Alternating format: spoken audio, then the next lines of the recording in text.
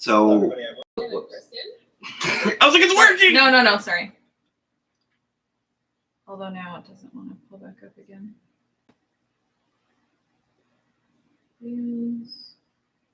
What's unlisted? Oh, so even I... Are you logged in as us? Yeah. You should be able to see it. Under content in here. Yeah, content.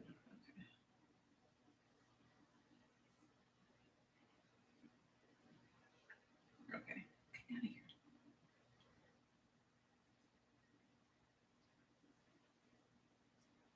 Go back for it. Finish it up. Go back for it. Finish it up. Hey. We got it. Okay. So then how do I... Just end the streaming. We got it. Okay. So then how do I... Scroll down, I guess, maybe. If there's like a... Yeah, just switch it to... Booyah! And click done. I'm going to seal you guys up. Oh, I can... Yeah, for now. Do we got it? I think we got it. Do you want your water? Baby? Yeah. I can come over here. We need to wait for someone to come. Oh, can you hear it?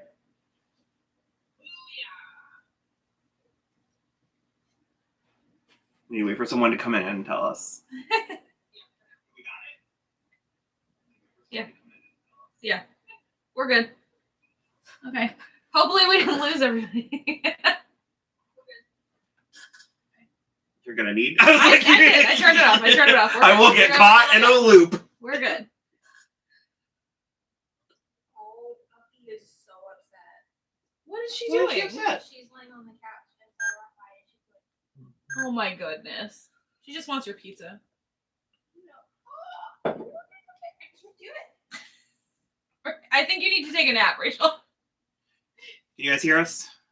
Nobody's here yet.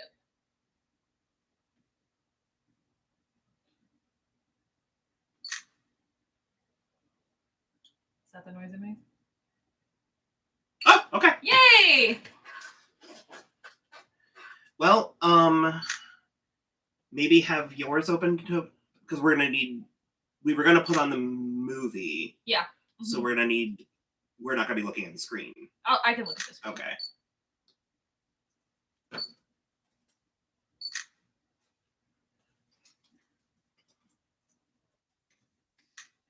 Don't know how to make it stop. Making the noise? Is it gonna make that noise every time?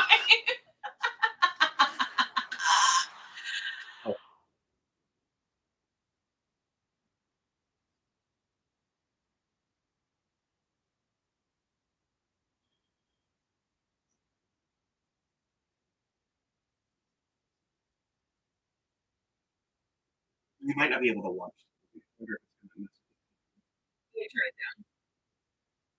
It shouldn't mess with the audio of, like, it shouldn't automatically stream the sound.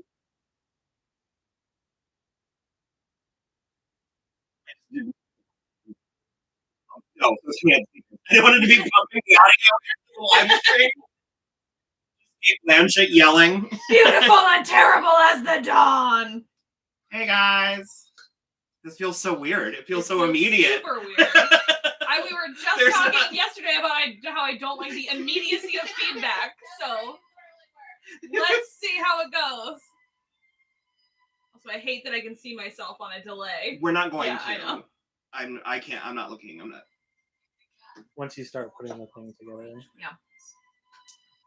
We starting with so we said, yeah, we've wanted to be able to do this for a while, particularly because I wanted to be able to live stream the Met Gala red carpet, and we tried to do it last year or we most have recently. varied tastes. And you had to register and all that. I think we so, also didn't have enough followers. No. Yeah. So we wanted a kind of like medium stakes reason to give it a test run so that we knew what we're doing. So we're gonna live build and watch the Lego RIvendell set, Lord of the Rings. I need 2 mugs. I'll get used to it. It'll take me a second. Also, this is gonna get a little ASMR crinkly potentially. Oh my god, thank you. Oh yeah. Loved Megan reaction. Watched it 3 times. We love to hear it. Stay tuned. We think we're gonna be doing Stream 6 when it comes out. Yeah, and Cocaine Bear. We might do Cocaine Bear. I am filled up with work at the moment. Well, if you are patrons, we could potentially put a full-length reaction to Cocaine Mhm. Bear up on our Patreon, patreon.com/soimwatching this show. So let us know if you want that. But yeah, we really liked watching Megan live, so that's fun. We'll do that. All right, I'm gonna try to find the box one in the box. No, Or- I don't think so.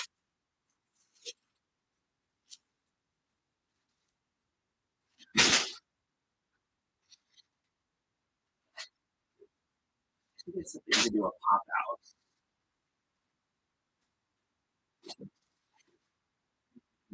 Out the comments. Like you see the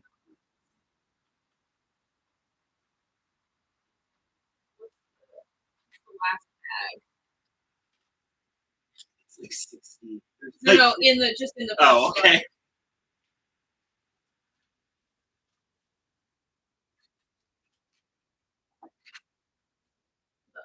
Need to fix this camera. Oh, Thank you, Butterflies and Books. Silent mode.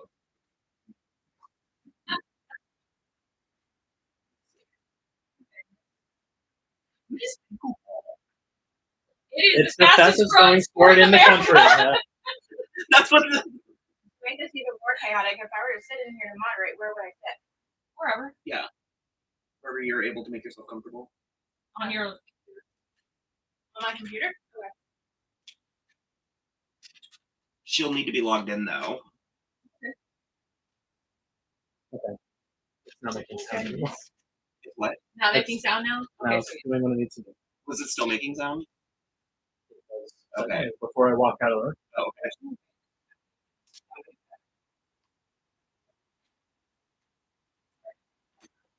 too bad, so sad.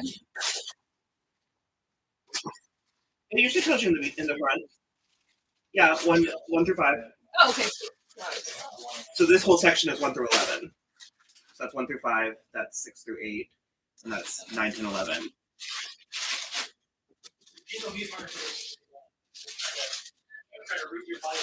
No, we're gonna be building the Lego Lord of the Rings. It's a Rivendell set. Did you not see that at the beginning? I'm sure, but people come in. Is that a YouTube live stream? Thanks. Okay. Here's some, I do have one YouTube video and then 2 other things on how to live stream. I think, This has prepared me. I think bag one is in.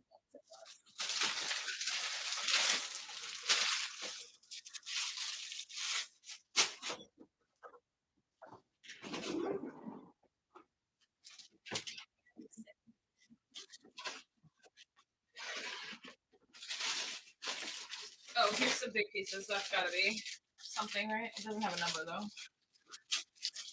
Here's the ring. Shut up. Amazing. I already found the ring.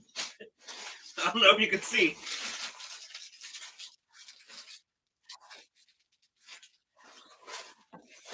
The number 1 bag. You're killing me.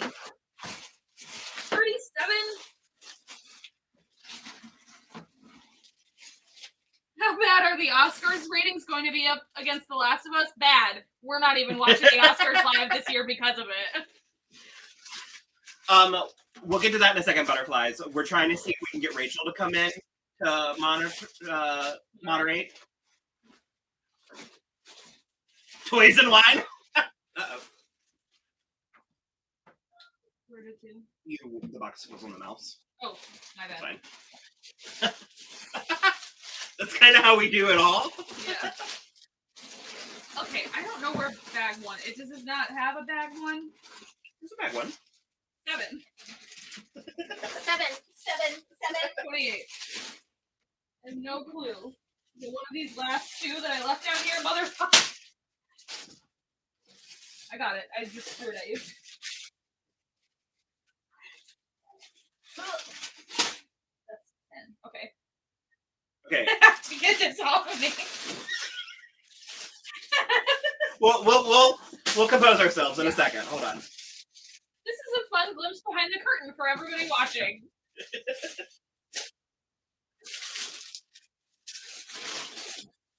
Next time we'll be more organized.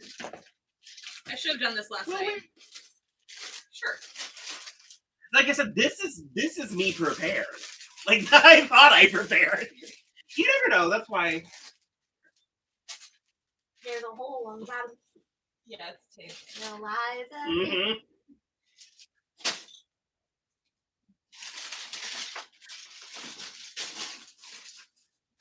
Look at this stupid bag. Bag 38. Just a bunch of squares. Just a bunch of one. Isn't that what all Legos are? Just One- a bag full of squares?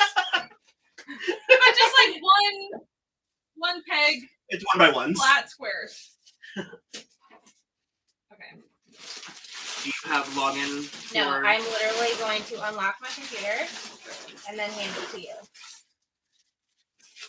right. I think we've got a lot of what we need out on the table because I pulled 2 through 5 or 6.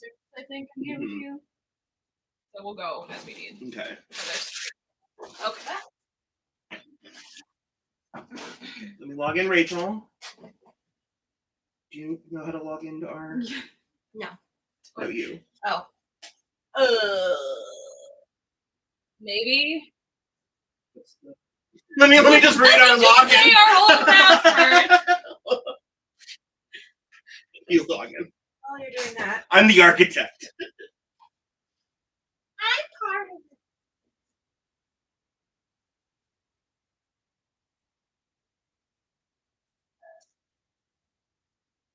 I'm gonna want to start Lord of the Rings again because I haven't seen the opening scene in so long. Okay. We'll get to this in a second because it goes with Butterfly's question.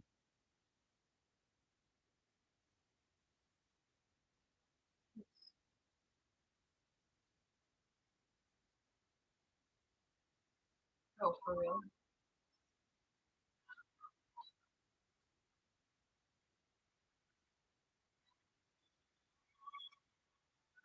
We don't know our own password, so it's I gonna, have the password. it's gonna be a minute. Why did you ask me to do it? I couldn't remember the login, and I have a hard time switching my brain. Oh. If you have the password, then you have the login. That is rock solid logic.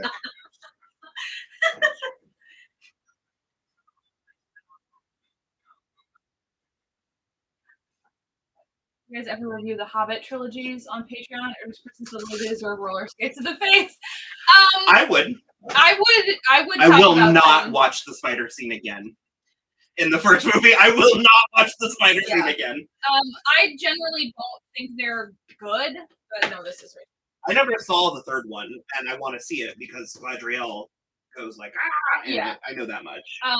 But I mean, yeah, I'm not opposed to it. I just think there was originally Guillermo del Toro, I think, was trying to do them, and there was going to be only 2, and the first one was going to be a bridge between the Lord of the Rings and the Hobbit, and then the second one was going to be the Hobbit, and so forcing Peter Jackson to do it, and then forcing him to make one small book a trilogy, I think was the wrong move.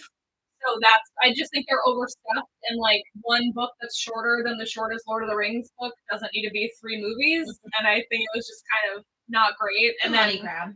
all the CGI was not good, and like digitally correcting Orlando Bloom's eyes and de-aging him when he like literally hasn't aged a day in 20 years was all just a lot. So, but I'm not opposed to doing it if there's enough people that want it. All right.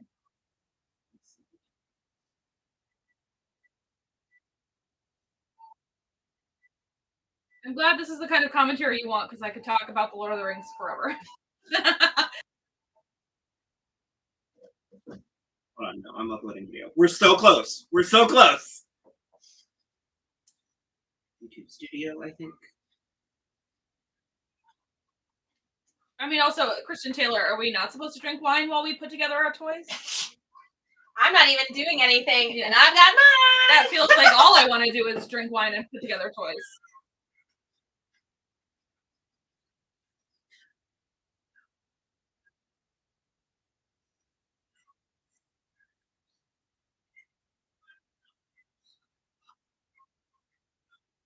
Living a dream. We are living a dream. Someone's dream. We're certainly living a dream. It's one of some of my multiverse streams. Yeah. Just hanging out all the time, building Legos, drinking wine. I think watching that TV. there's Did I do the wrong email? no. We're in, but I think there's a more efficient way to do this. Oh, I'm looking at myself weird. It's weird. I think I look kind of good. I think there's a more efficient way to do this, but you're logged in and you can comment as us. Yeah. Okay. We just want you, because I am not a good multitasker, Okay. we want you to just read comments and Okay. like relay them to us. Okay. And if anybody is aggressively terrible, Just You know ignore it. you're gonna get block them somehow. Where's the camera? Everyone who's in here right now is pretty great, though. Oh, yeah. So I'm gonna upload that janky. I made that in you less did than a make it in minute. like 2 seconds. Okay. How many multiverses of a dream are we talking, Will? Like Doctor Strange level multiverses?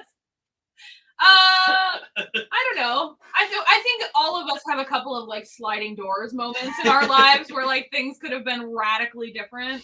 Okay, so you asked how we got into Lord of the Rings. Oh yeah. I've been wondering since your Rings of Power reviews, how did you guys get into the Lord of the Rings? So I can tell you my first memory in Okay, regards to you with sure. Lord of the Rings, and it was 10th grade science class, and you were complaining about Yes, it was. all of the hype for the first trailer of Lord of the Rings because everybody was, It was like so 30 hyped for it, seconds of and it the was men 30 seconds of the cresting men hill. walking over a hill, and you were very like big fucking whoop, like. Okay, I have multiple layers of context to add to this. The first of which is that my mom had tried to like sort of force me to read the books, and I was like, okay, nerd. Like I was like I was not having it.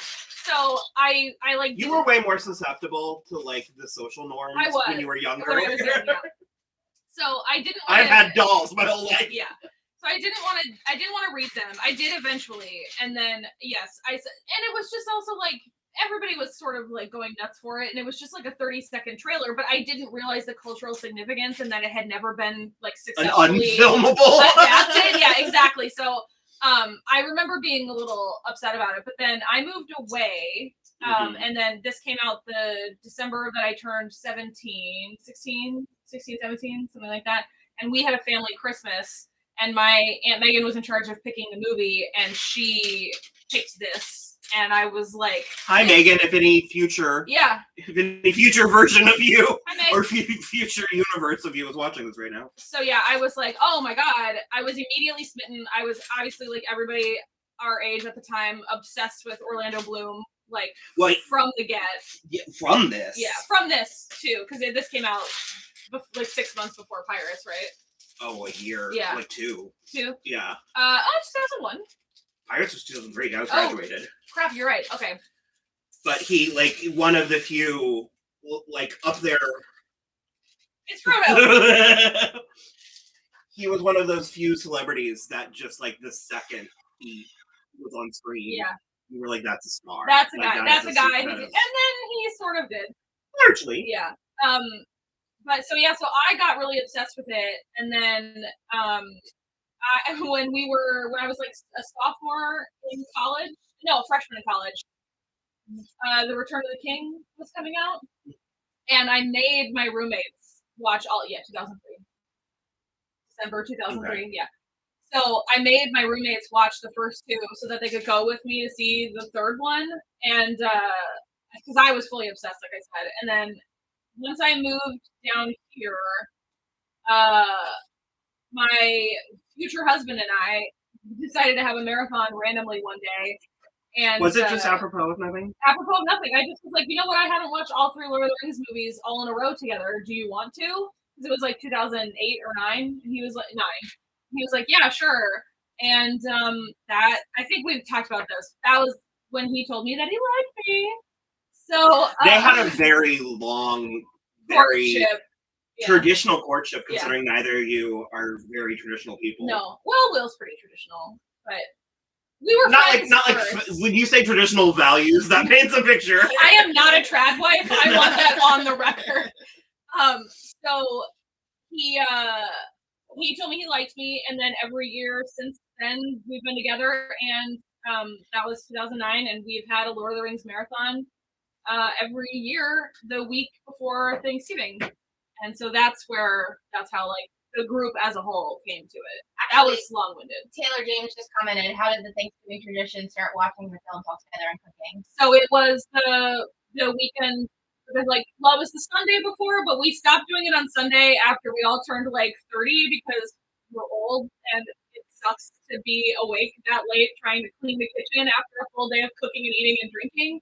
So now we do it the Saturday before Thanksgiving because that's the day we did it originally. So the date changes, but it's always the Saturday before Thanksgiving. And it's become like a staple. Yeah.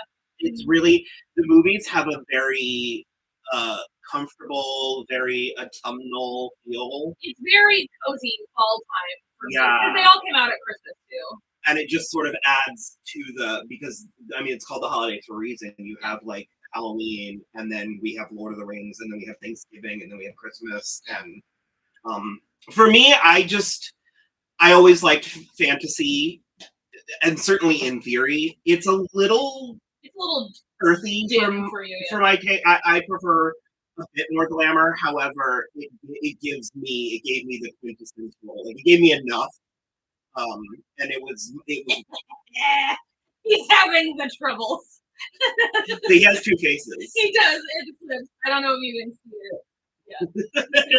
I don't know how good it is, but he has a troubled face. And I put the ring in his hand. He's so stupid. So this is the first time that the Lego figures, hobbits, have flesh feet. All the other versions are just brown. Oh my God. He does have bare little feet. Yeah, but I just watched the movies, and I did like them. There is something something epic and something sort of like, I want to say quintessential. It's like if I had to explain the concept of an epic to an alien, yeah, I would go Lord of the Rings because it's easier to understand than like Gilgamesh or Beowulf, or you know what I mean. Well, so much more accessible than Beowulf. Yeah, and so it's like Will says you can kind of see your laptop, so don't pull up any penises. No problem. That's a very valid concern. There's a wall. There's penises behind Rachel. all right here. This now. And then Will said we're being kind of loud, and there's only so much. Like the audio is kind of pitchy. We'll try. And he's gonna buy us some toys that we can make this better. So just like extra things, yeah. It's like toys. Extra, as if I don't have extra audio things. Okay, so sorry if our audio is a little harsh. We have a tendency to get excited. We're very excited. Very excitable. We have to like find the balance because Yeah. you do want to speak up because Speak the loud. camera's back there. But when you're like, yeah, like shouting, it gets lost. Their little legs don't move though. Some of the Lego legs move. Taylor James just asked, I don't know if you guys already answered this, but what are your goals for your careers and channels? I can see you guys being staff writers on a TV show. I feel like he asked us that for the or she. Sorry, Taylor is a name that could be anything. On the Q&A that we did. We got a similar question on Yeah, the Q&A. Although we had only posted that on the Patreon. I don't want to live in Los Angeles. So Neither do I. that's a big issue. Will wrote a book. Yeah, I don't know how to answer that question. When I was a child, my career aspirations went. They basically went, I wanted to be Walt Disney, then I wanted to be an Imagineer, then I wanted to be a Muppet puppeteer, and then I wanted to be a movie director. So the whole time have known that I wanted to create and bring stories to life. And I have several movie/TV series / book ideas, one of which we managed to write into Fairytale. And that is but the first of about 7 to 10 ideas that I have in my head for an epic narrative that I want to portray in some way. And most of them are very large. Most of them are very visual. So it's not the kind of thing that we could just, guerrilla style film in the neighborhood. Like, No. it's not Blair Witch where we could Yeah. feasibly take 4 of us and do No, it. that would be amazing, but it's not in the cards. So ultimately, I mean, I feel weird being at this stage of my life and saying I want to be a movie director because that's not a conventional life path. Gene Hackman didn't do his first movie until he was almost 50. But I do. I want to bring epic visions, epic stories to life. And this is one of the ways that we're attempting to do that. Does that answer the question in any way, shape, or form? For you, yeah. I think neither one of us really is like dying to move to Los Angeles, so being a staff writer would not like totally. I love the idea though, like because I'm also not a writer. I'm not really good at it. I am, but I'm collaborative. Yeah. So it's like the idea of being in a writer's room might be exactly might work what for me. We should move to Los Angeles. But one of my discipline issues is that I have a hard time working on something if I'm not passionate about it. Also on like a deadline. Yeah, I'm not great with that. We would really like our ideal is to adapt Fairytale like kind of ourselves, but with like Sarah Gamble. Who might be watching? One of our 6 viewers right now. I can't get over his troubled face. What's his other face? It's just a regular smile. He's regular smiling for so little of these movies. What was the gift set or the meme? I've got the something. Oh, I've got the troubles, but Is it the troubles? yeah, isn't it? The terrors? No. Oh, Like no, that. I don't shoot. remember. I'll have to see if I can find it. That was a minute ago, though. It might take me a minute to find it. Oops. I've already messed up. This is the first mess up. It happens.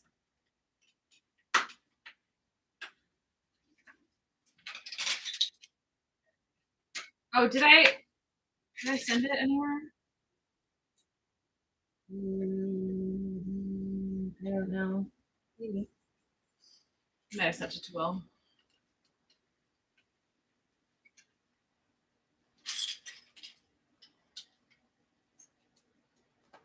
I text my husband too much when we both work at home from the same house. You would think you would text each other more. Butterflies and books just asked, would you guys ever do a Oh, maybe. Yeah, I regret I didn't think about it in time enough to do the interim because this is our third arrangement. Mm-hmm. I'm in here now. Yeah, Rachel's in here. Rachel's now. yeah. The last unicorn is Rachel. That's me. I mean, but, but the Court of Silver Flames is Crystal book, all of those DVDs under the Pasta Queen. the Peacock Cup. The champagne bottle, the vodka bottle, the auditor butt plug that we can't have out. It's fun. If you've seen Everything Everywhere All at Once, this is an auditor of the month. It's a candle, You can't but see it. Pull it out. Or pull out the box. Or like, yeah, they can't when you're pulling behind it. and it's if you've seen the movie, you know what it looks like. Yeah. And with the way YouTube's being with us, I'm not gonna risk it. Definitely not. It smells real nice. It does. It smells like a. It does smell like. Oh, and the porg is mine too. That is my contribution to Star Wars. Because I'm here to piss off all the Star Wars bros. She only likes the new ones.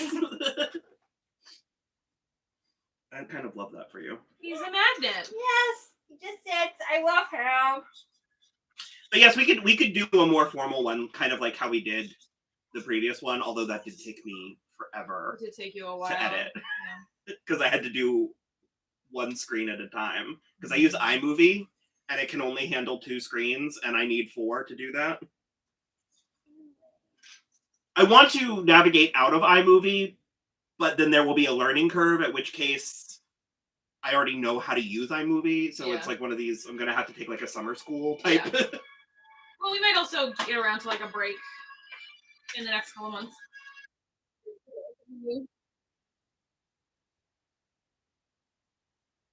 Chris just said, my best friend is a staff writer, and the writers' rooms are mostly on Zoom now. All you need to do is find an agent, but I can definitely see you guys being writing partners. Well, I did help write Fairytale. She did. But I don't know. I mean, I'm not interested. But also, I let fear paralyze me, so. I'm also just like content. I'm like Madonna in a Dick Tracy movie. I will never live in California ever again. And Rachel won't go with us. She was so- allergic to California. She's Yeah, the only person I ever know. I'm an East Coast asshole for sure. That's I'll be your New York partner. We can Zoom. Well, I'd rather live in New York. Let's do that. We could work on Only Murders in the Building. Yeah. Kristen said that's your inner saboteur, Will. Tell me about your shadow self.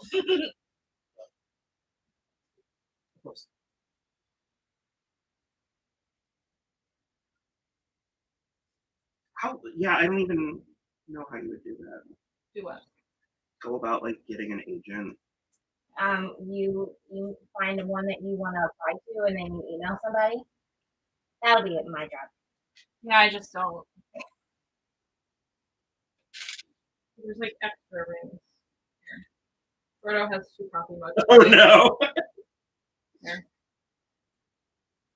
Oh, wait, I have to put his nervous face back on though, because otherwise he doesn't need 2 coffee mugs.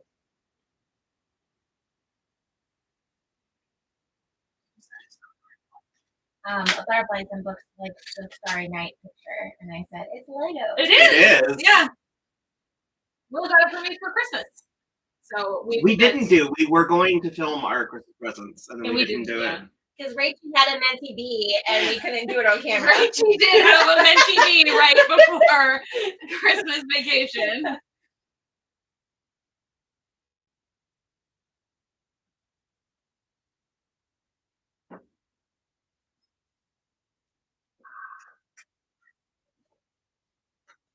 These are more challenging. The grown-up ones? That cartoon you sent me about the aliens with the stepping on the Lego. Oh yeah. And I was like, isn't that for kids? And it's like, no, they're more challenging. Yeah.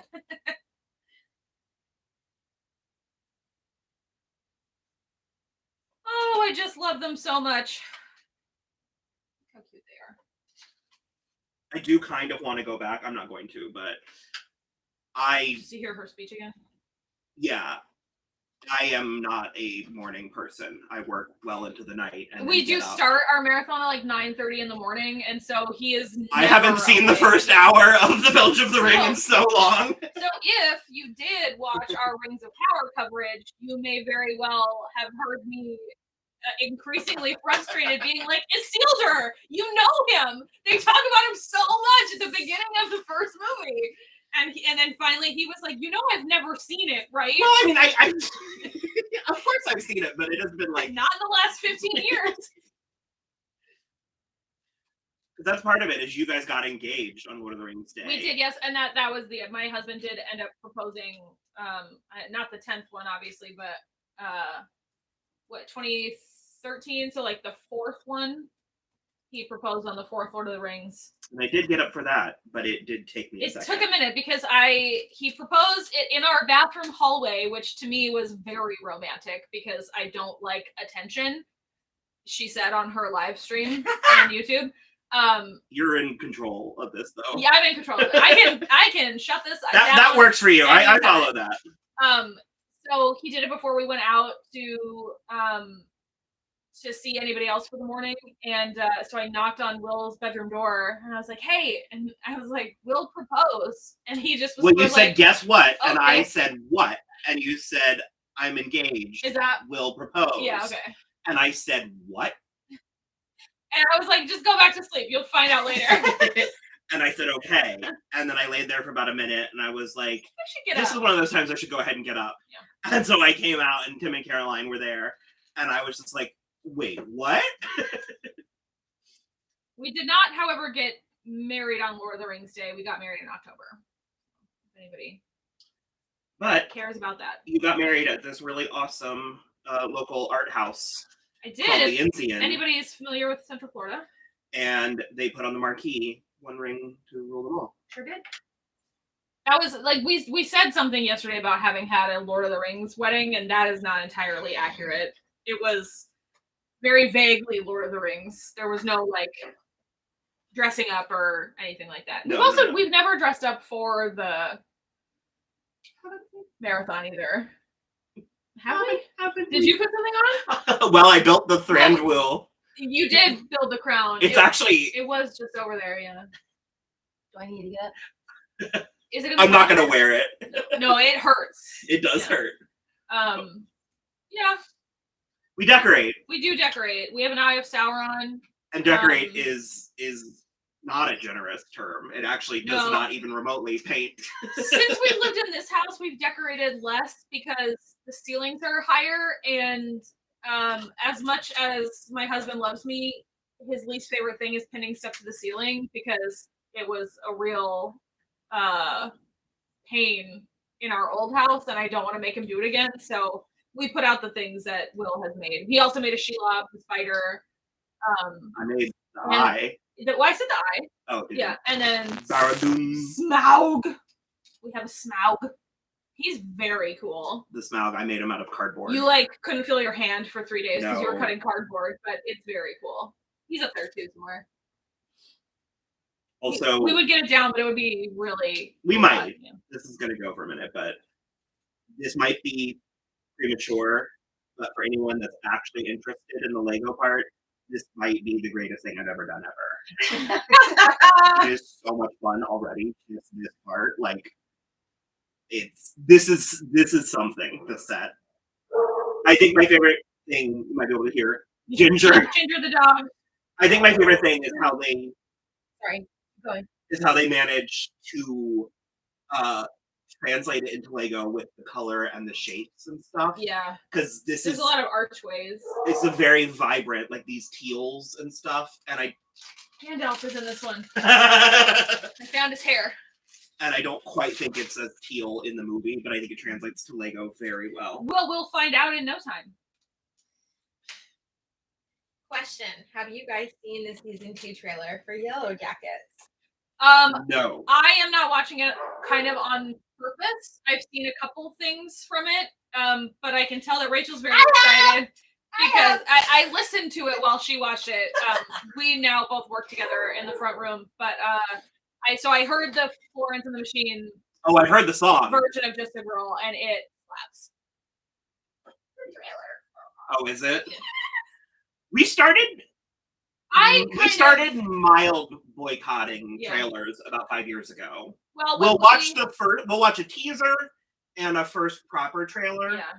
But when we started doing this, we started going to the movies literally every week.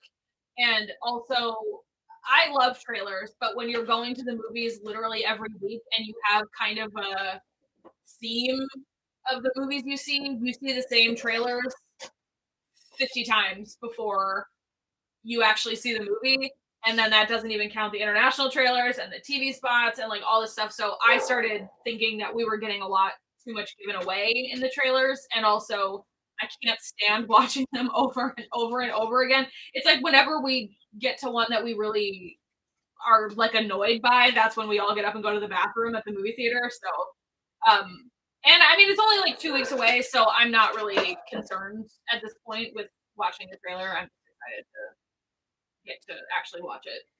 It's very well made. I buy it. I'm really excited about the show in general. Yeah. I think it was my number one show of your number 2022. I was blown away.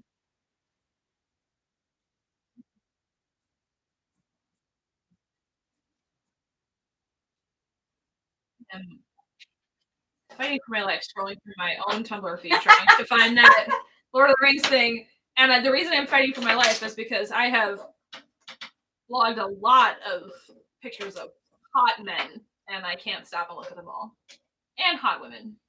I am an equal opportunity free blogger.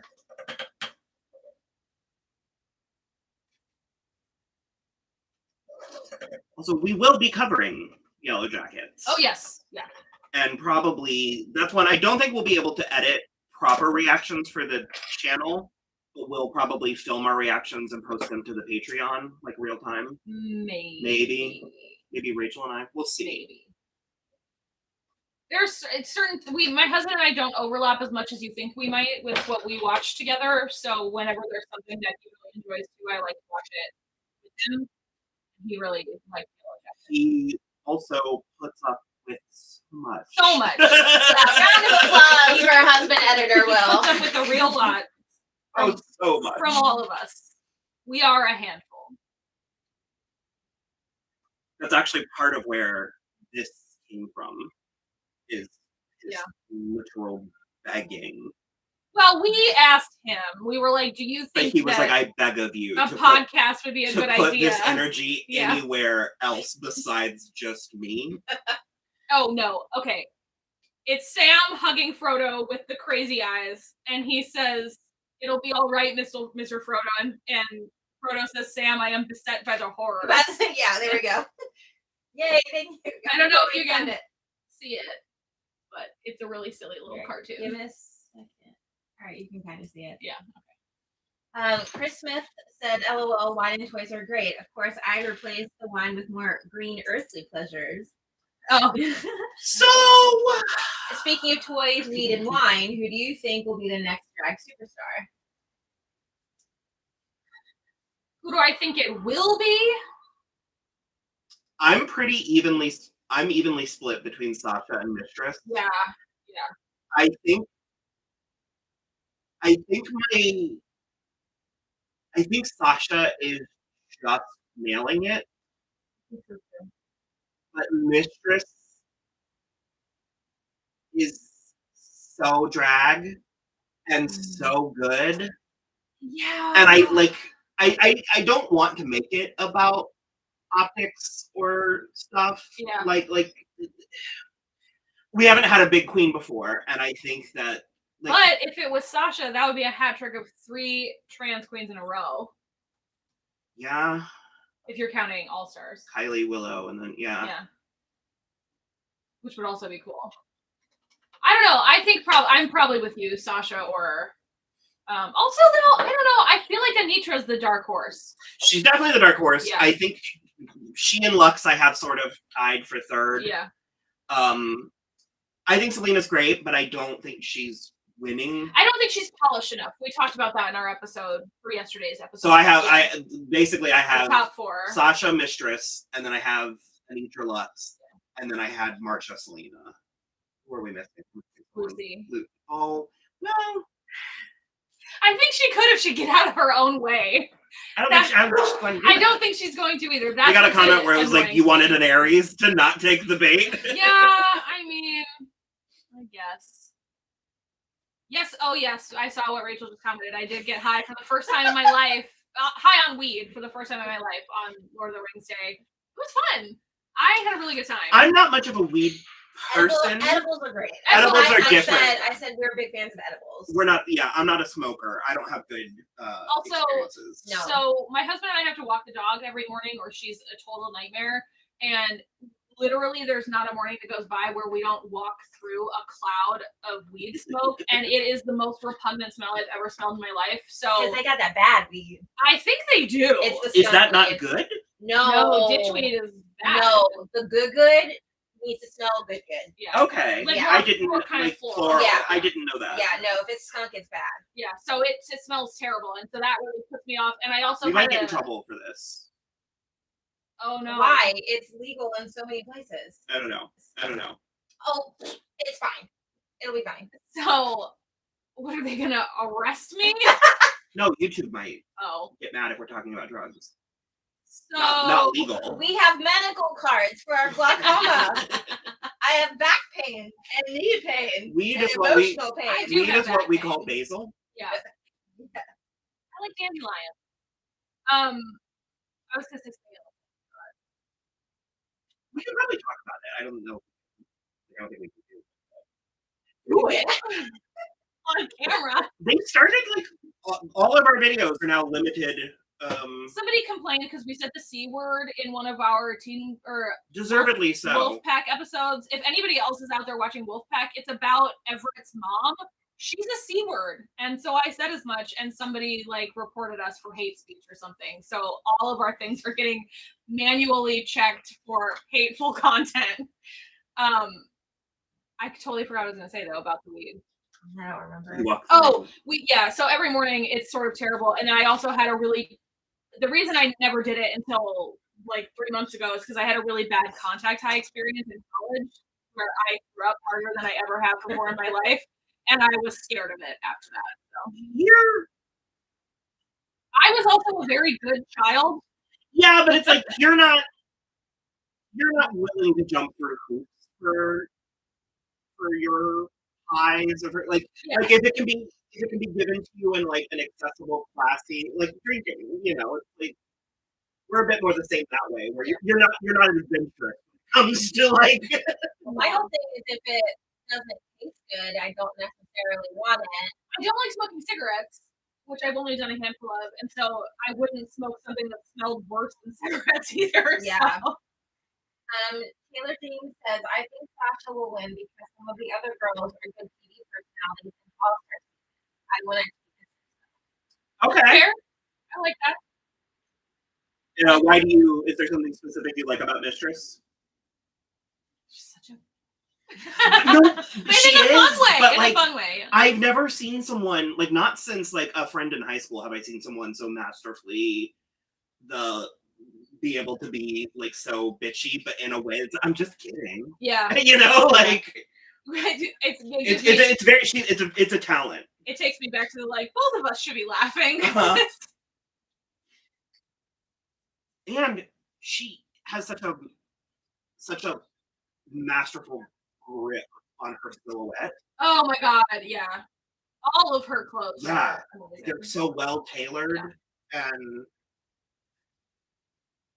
we've seen her make them in real time. It's like I'm very impressed by her, and she just seems fun. Like I think she would be fun outside of the confines of a competition show. Oh, sorry. I remember when we watched that episode of Poker Face. Yeah, you were like too much Mountain Goat. Taylor said, I don't know what it is, but I just really resonate with Mistress, LOL, and she really does have charisma and uniqueness and talent. No nerve, though? If she has one thing. It's the nerve.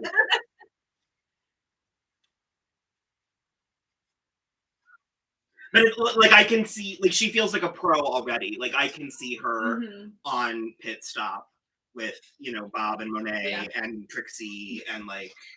That's the real question for you, Taylor James. What's your opinion about Bianca Del Rio on Pit Stop if you're watching? I have big opinions about it. Are you not a fan? No, I love Bianca Del Rio. I love Bianca Del Rio. Love Bianca Del Rio. I think she feeds off of the energy of an audience. I think that's what she needs. I'll give you that. Because it's hard. Because when I was doing the YouTube channel stuff, like it was hard for me to kind of turn it on because I didn't have anyone to bounce off energy. Yeah. So I wasn't getting it back. So I can't like play to that. Sure. So I think she needs the energy of the audience. Like, I believe in fairies. Yeah. It's been very like awkward for me watching it. Just because she is so talented, I'm like, how are you not good at this? Like, how are you not better? I think part of the reason too why there's so many numbers is because I don't think there's a lot of multiples of the same number. Did you already get back to? Mm-hmm. Okay. What's this? Fabric. It's actually his little cape. I buried the lead with that.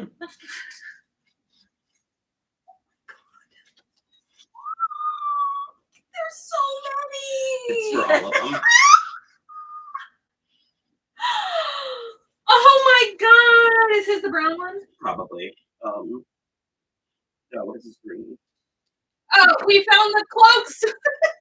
We found Frodo's little cloak. And all of them, all of the cloaks. I got very excited. The green one is Frodo's. She said, having watched these movies at least 15 times.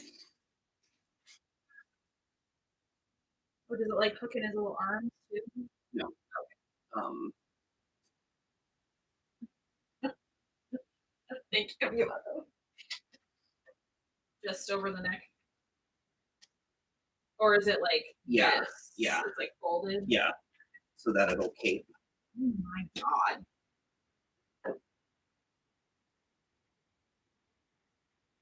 Tinkerbell has a skirt, so. I remember putting this shirt on. Oh, for Pete's sake.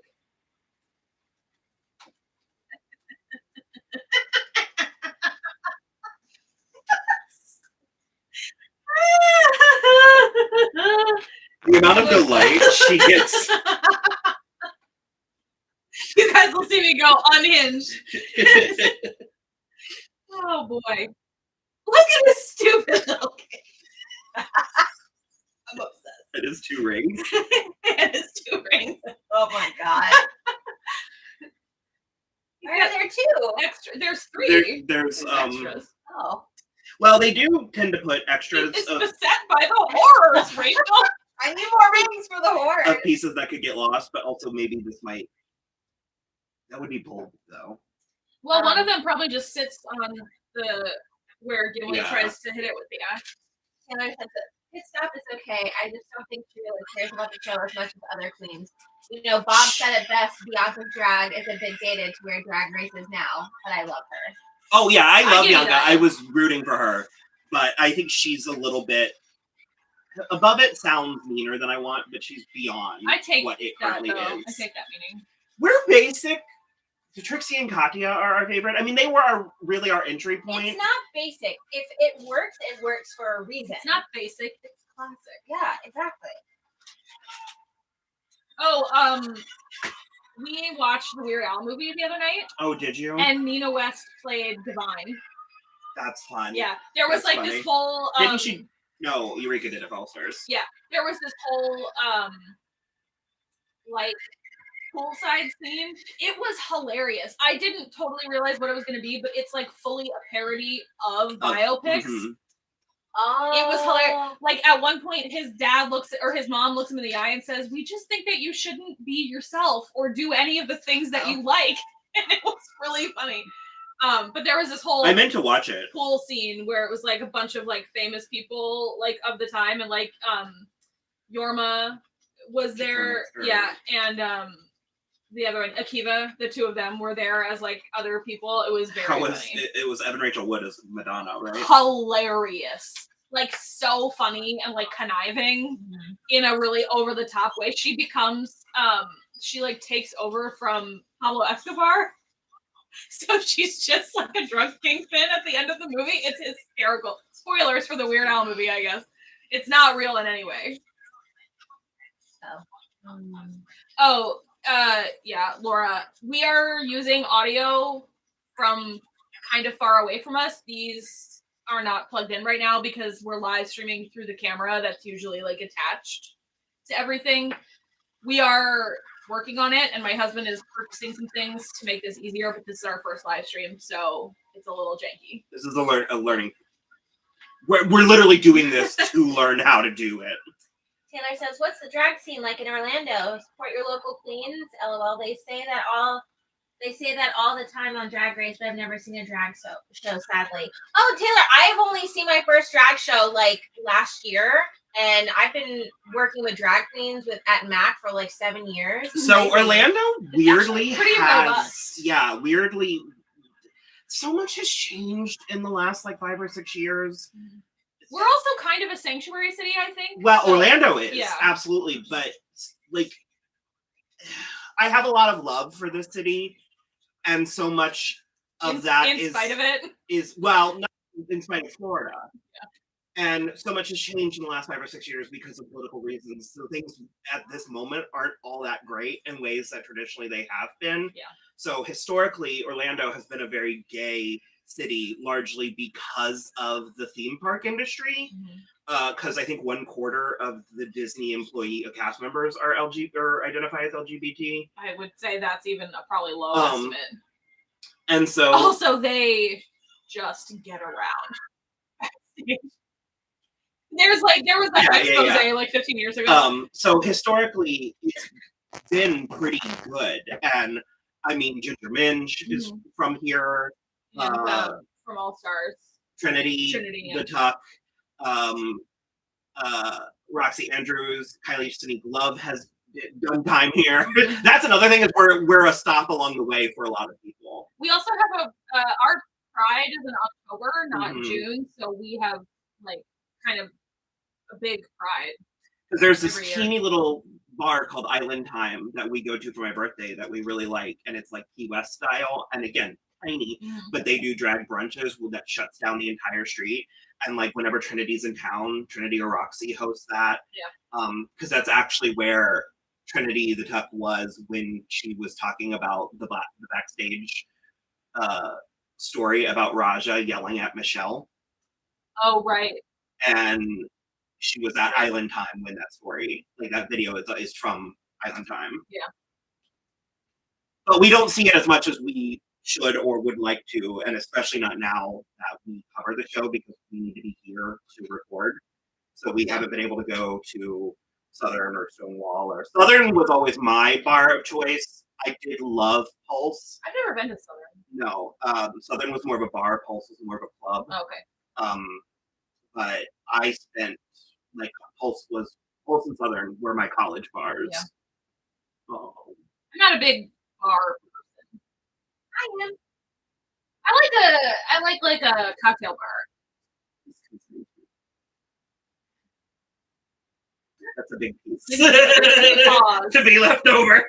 So me and Laura are probably off the comments. So she said that I look like Dylan O'Brien's mother. So I Googled immediately, and I see it.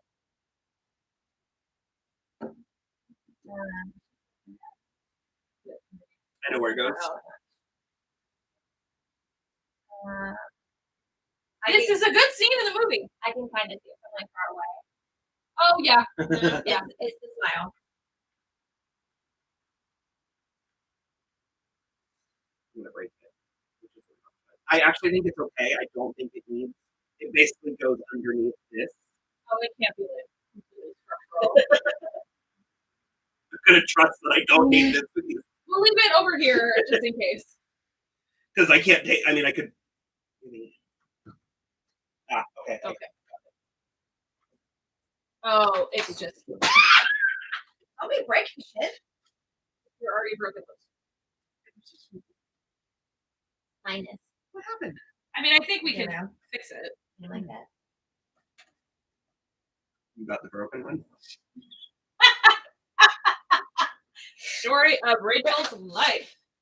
I'm just here. I'm only here for the food. Ooh.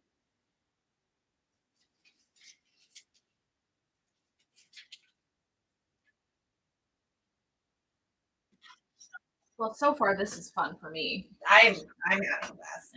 I am. You can't do. I am too, but the multitasking. He's so bad at it. I am such a man in that regard. That is I can every do once in a while one the thing at the man. every once in a while the sixth man comes out of him. I mean, who would you rather have with you stuck? I don't know. I might rather have Rachel with me stuck in an alley than Rachel. I'm going with I can protect because I've done it before. Okay, Rachel is scrappy and will throw hands, but you fully bodied me out of a party one day when dudes started fist fighting. We were like 22. I like barrel rolled. I was like, let's go. It was very funny. Oh, Christian says, Will, are you going to see Barbie on your birthday? Also, what the hell can a Barbie movie be about? LOL. Like, what would the plot be? It reminds me of the movie Life Size. Have you seen that with Lindsay Lohan? I have seen it. I don't fully remember it. I mean, I remember it's Tyra Banks and Lindsay Lohan. Don't think it's going to be like that. I think I am with bells on. We are. I bought a T-shirt and everything. You do have the Greta Gerwig. And I have my G is for Gerwig, which is not Barbie specific. Yeah, I'll go get it. I am so excited for that movie. My understanding is We will actually be in line for Barbie before we are in line for Oppenheimer. If that tells you anything about this. My understanding is that she travels through different worlds. Like, I think she's in a perfect Barbie world, and it's been through many iterations, and the plot I know is from the Amy Schumer version, where she was going to be kicked out of Barbie World for not being perfect enough. And I do not think that's the angle they're taking with Margot Robbie. I feel like Margot Robbie can't. But I think they're going to travel through how Barbie means different things to different people. That would be dope. And I think that's a way that they're incorporating the different. Because I know Issa Rae is playing a version of Barbie. Hari Nef is playing a version of Barbie. Yeah. My understanding, Simu Liu is playing a version of Ken. So I think they're going to be multiversing, to go back to where we started. I think Samara Weaving is one of them as well. Is she? And she was in Babylon with Margot Robbie, but I think she's in Barbie as well. That's my understanding. I don't know if that's precisely what it's about. Enchanted with Barbie. I don't know, maybe. Like moving through different worlds. Yeah? Kind of. I was like, yeah, I'm enchanted with Barbie. She's a little dirty. There's for sure. From Super Yaki. We love Super Yaki. We both have a bunch of shirts. I am going to grab some water. Do it. You're gonna leave me all by myself? Wait until Rachel comes back at least. I'm coming back. Sheesh.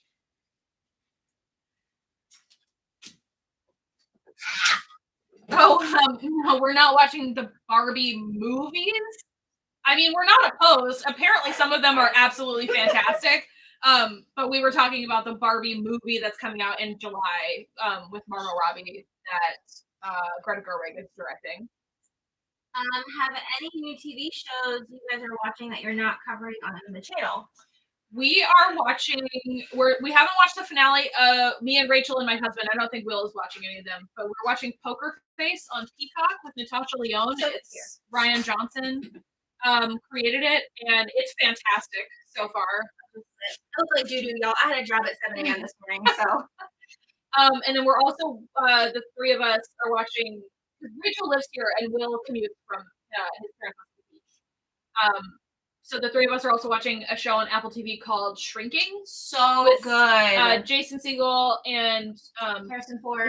And it's Jessica Jones. Maybe she's the gal, the teacher from Booksmart. Yeah, really hot one. And it is fantastic. Also, if anybody knows anything about like sitcoms in the last 20 years, Kristen Miller, who was on Scrubs and also the Drew Carey Show and also Cougar Town, she is in it, and she is once again the music supervisor, and the soundtrack to the show absolutely slaps. Yeah, it's incredible.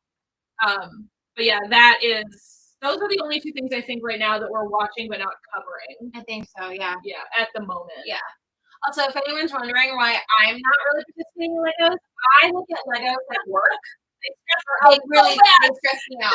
I feel like they're mocking me. It's not a good time for me. So I just like to be a part of it and share in the joy. But did I help with the tiger? Is that the one that I did? I don't remember. But there was one kind of a little because Will was like, surely that's not what you think, because Will be like, here, you like this. I'd be like, no, I don't. He goes, yes, you do. I'm like, I really don't. I don't. And he's like, but just try. Maybe you do. And I was like, okay. And then I'm like, I'll show you. And so I do it. And then he was literally watching me in real time being like, why are you sad? Because it's like, I will get something, like put it together and then be like, haha, fuck you, Legos.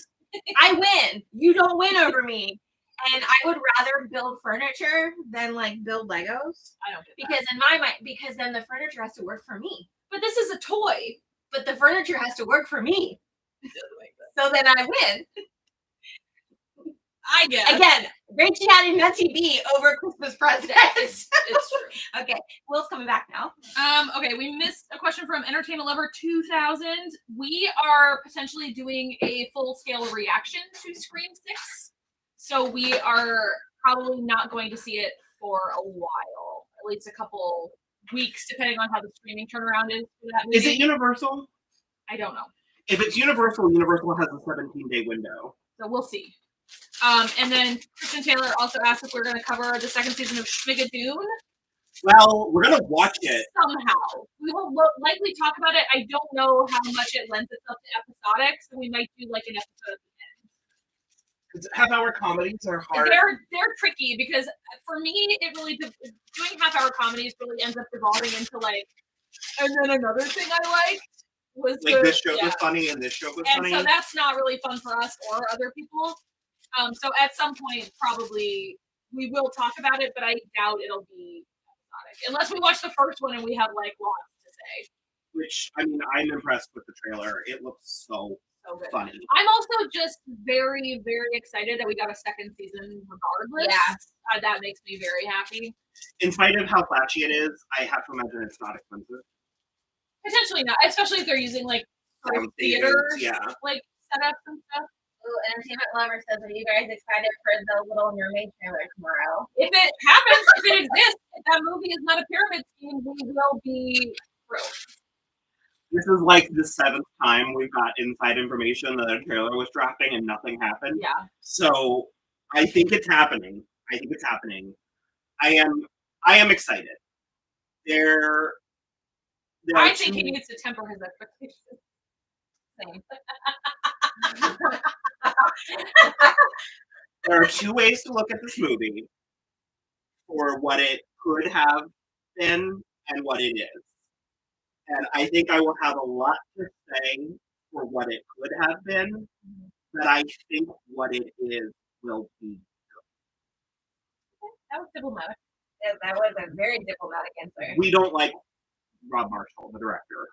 And ultimately, We think he's mostly boring. Except for Chicago. Yeah, I think that's the exception. And I think he's kind of a hack. And I wish Disney would stop marrying him. Yeah.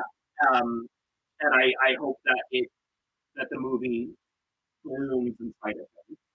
Mary Orphan. The blue cloak. Yeah. There's a little head. That's it in the 4. Oh my god, his hair. It's so moppy. Is it not Sam? Yeah, he's got a frying pan. It's Sam. Oh, the frying pan.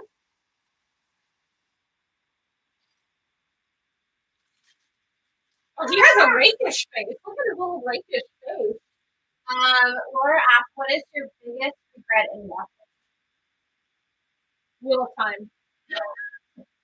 Like what's the biggest thing we regret watching? Well, Wheel of Time for me and Will, and Mayfield Witches for me and Rachel. Is that the question? I believe so. Like what we regret watching the most? We didn't finish 9 Perfect Strangers. We didn't finish that, and we didn't. Last summer was a summer of not finishing because we did not finish the Wheel of Time because we were so angry about it. And then Entertainment Lover asked, what are some of your favorite characters from film or television, and even books or comics? I would like to discuss with you all the Gospel of Victoria Ardent. You are already doing that so much. Let's talk about someone we don't talk about for 3 hours a week. I am the more I think about it and the more I talk about it and the more I watch it, I am obsessed with Shauna from Yellow Jackets. I think she is one of the most fascinating characters, full stop, that's ever been. But even Sophie Nellie, the young Shauna, I mean, that's the one that is. She is so fascinating to me as a character.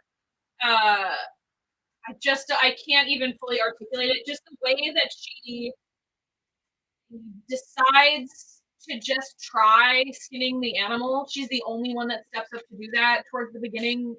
And the way that Melanie Linsky is such a sweet personality juxtaposed with being the only one who's willing to it's like dress their prey. Oh, it's sort of like Catherine Newton's character from The Society. Yeah. How she steps up. Like, I didn't want this, but this is I'll do what it. has to happen. Yeah. Someone's got to do it, and it might as well be me. And if you're asking sort of like all time, he is going to laugh at me, and I say this without exaggeration, and I think people sometimes think I'm being facetious because I was like 14 when I started watching the show.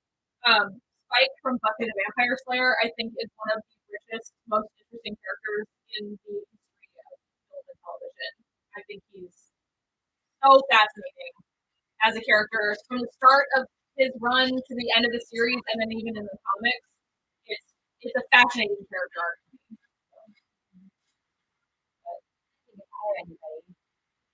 a character that you like? I mean, The thing is, this is a good question, and It is, there are yeah. so many answers, but it's the kind of thing that it's hard to conjure something in real time. well, so I mean, I make the joke all the time that Buffy Summers and Miss Piggy are equal contributors to who I am as a human being. Miss Piggy is an interesting character. I think it took my mom a long time to realize that she was maybe not just an overbearing, No, she was being Like- gaslit and breadcrumbs. Okay. like the fact that there would be more to her. Yeah. So, Um, and so you mean pretty girls who kick major ass and stand up for well, because themselves? that's when it was. I saw a ranking of like characters, and I don't remember why, but I think all of them were fat. I think it was like a ranking of like fat and fabulous characters. It was a very take back the night. Like Ursula was one of them, and they talked about how Miss Piggy had the audacity to be fat and beautiful in Fashionable. And fashionable. That's in the exact entertainment word, yep. industry in the 70s. Yeah. That it was very audacious, and it's it to be putting that much psychology into the Muppets, like to be putting that much thought into it. Yeah. It seems silly, but it's there. The material's there. And the fact that it can mean different things to different people through time, I think is interesting. The fact that we would look at her different, like to almost say that she's ahead of her time. Yeah. I buy that. I'm trying to think if there's other. For me right now too, just because this movie made such an effect on me, but Evelyn from Everything Everywhere All at Once Oh my god. is like, I have to do another shout out for my girl Deirdre Beaudeirdre too. yeah. She just what she represented to the multiverse and what the lesson was out of that and how she was feeling about all of it. I see a puppy. Was really incredible. Not you. Oh, she's just thinking your about thing. it. Oh, she's coming back. We'll let her. Will we be able You to guys see want her? to see Ginger? It's fine. You lift up her little face. Here, come over here. No. Come in this very specific. I thought she might follow my snaps. Here's the face. Well, you no. can kind of see her. You go that way, dummy. Come here.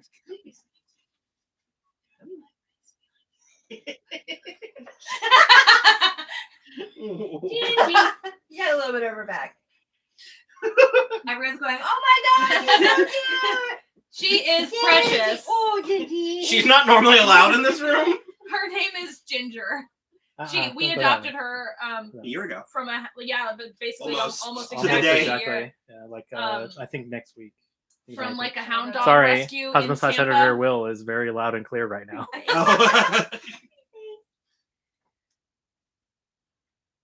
She is very sweet and curious, and she does is not as listen. bad as she is sweet.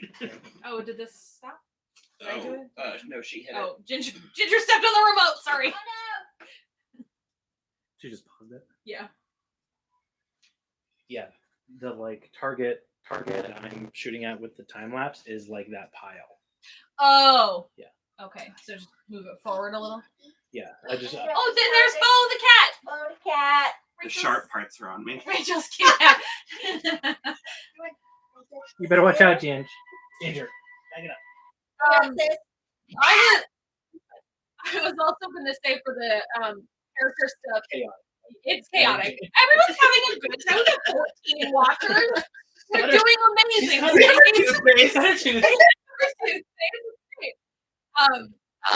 Yeah, so we got.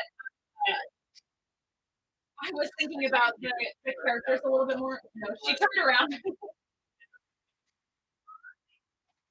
And because we were talking about Greta Gerwig, I have to shout out Amy March from Greta Gerwig's Little Women. Oh, yeah. Because boy howdy, talk about a character who comes alive when the right person is playing them. And I think I like her. I think Florence Pugh's Amy March is sort of a revelation. And we got something about villains. Yeah, a favorite villain? Or not a villain, Or- someone you hated but not a villain. Or Characters we hated but not a villain. I know there's something. I hate Dawn from Buffy. You shut your mouth. Yeah. You're alone and you're That's fine. I'll be alone on my island. you are alone in a crossroad. Yeah, I have a hard time thinking of characters that I just Oh, I have a good answer for this. dislike. As in a unique answer. It's not a good answer because I have no reason for it. I hated Sean Astin in season 2 of Stranger Things. Oh no. What was his name? Bob? Bob. Remember, I was like, gotta He's go. Gotta go. Bob's gotta go. Well, you thought he was suspicious. I thought he was suspicious, and Well, if we're going Stranger Things, Angela. Oh, She yeah. deserved that role. but she's also a villain. She is Yeah. a villain. Never mind. Okay, well, I actually hated Eddie at the beginning. He really did. I was like, we were a little bit behind, and everybody was tweeting about how amazing Eddie was, and I was like, you guys, I don't see it. What am I missing? But then we got to the end, and I was like, oh no. So it's a brand new piece for this episode. So cool. And then Christian says, Will, how did you specifically develop a love for Marvel? It doesn't seem fantasy enough for you. It earned its like good old fashioned. It earned its place. Because it took me a minute before I was fully in. Because I watched Iron Man and Iron Man. Because it's not even Gwyneth Paltrow. Because I didn't like Gwyneth Paltrow until after Iron Man. Remember, I used to not like her. But I was really impressed with Iron Man. I had such low expectations and stakes, and I liked the movie so much. And Well, they the really. character of Pepper Potts really warmed me up to Gwyneth Paltrow. Yeah. And then I didn't see Hulk. And then Who did? what was Iron Man 2 I liked, which is a hot take. And then, ironically, Captain America and Thor, which are my two kind of favorites. When they announced them, I was like, that sounds so lame. That sounds so bad. And then I adored Captain America and Thor. Yeah. And so it was Even something. with his bleached eyebrows in the first one. It was something about the fun, the balance, because it's not. You're correct in that it's not glamour. Speaking of glamour, it's the Arwen scene. It's not really glamour. It's not the fantasy that element that I like, but it's the fun. I am a little bit of a sucker for a hero for a group of people that have to come together to save the day. And I am after Age of Ultron, they all live together in Avengers Tower truther. Laura says, tell me a character you would steal the looks and style. Oh. Charlotte Charles from Pushing Daisies. Aquamarine. That is always locked and loaded for me. And I've just been rewatching it. The mermaid Aquamarine. Would that I could. Okay. No. These are good questions. It's just hard to come up with something off the top of my head. I did it. Also, equally but oppositely, Anya from Buffy the Vampire Slayer. She was my favorite for clothes. I think Midge Maisel. That goes a little bit with my Charlotte Charles. There were two characters by the name of Alithia and Lucretia from Spartacus. I dressed up as one for Halloween one year, and it was amazing. If you want to talk about Lucy glamour, Lawless liked my photo on Twitter. Butterflies and Books is not Catherine the Great's wardrobe from the Great Kristen. That's Very yes. And also Marie Antoinette from Sofia Coppola. Yes, absolutely. And actually, a lot of the clothes, even though they were kind of a mess, a lot of the clothes, or at least the silhouette and the style of the Gilded Age. Oh, that's very I a short waist and a full skirt.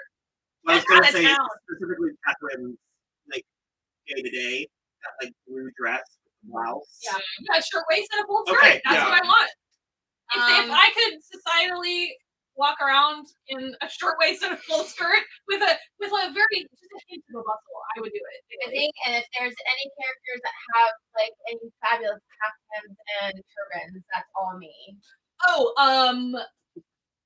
Endora, are you a very witchy? Probably, yeah. Joan Holloway from Mad Men. Oh, 100%.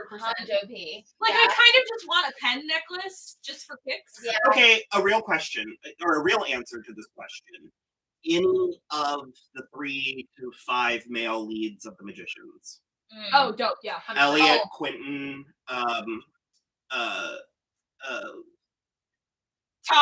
Fucking Todd. Penny. Yeah. Uh-huh. Yeah. I was like, Okay, in that case, then mine is Alice. well, you already kind of have. Yeah. Oh, We're a bad news book card. Betty Cooper from Riverdale. Betty Cooper from Riverdale. End of sentence. Yeah.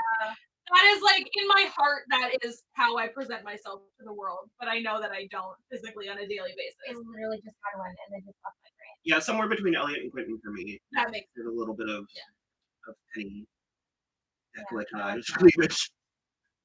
Um, It went out of your head. Yep, and it was right before the magician. Who's my favorite actor? I know. I was about to be like, that is a loaded question. That's a super loaded question. I already mentioned Florence Pugh. I think Florence Pugh is sort of miraculous. Trying to think. I like so many people, and we've discussed it a lot. We're not really in the age of movie stars anymore. Yeah. So it's like I like a lot of different people for a lot of different reasons. You've been a little bit of a Brad Pitt truther. Yeah, let's maybe not talk about Brad Pitt and the many allegations against him right now. Oh, what is did more come out? About Angelina and the kids. Yeah. My thing, okay, I'll just say my thing about Brad Pitt is that I think because he's so hot, he never got the credit he deserved for his chops as an actor. But I feel that way about a lot of people, especially lately. Christian Taylor says, Kristen, just kidding aside, where do you think the Fantastic Beasts franchise fell flat, or was it doomed from the start because it could never match up with the phenomenon of Harry Potter? I actually disagree that it could never have matched up because, and I'm going to steal a little bit from Will, it is more adult, which in my opinion automatically makes it a little more interesting because we're not dealing with children. I think that was the single biggest thing it had going. That was absolutely, and again, the beasts, the many.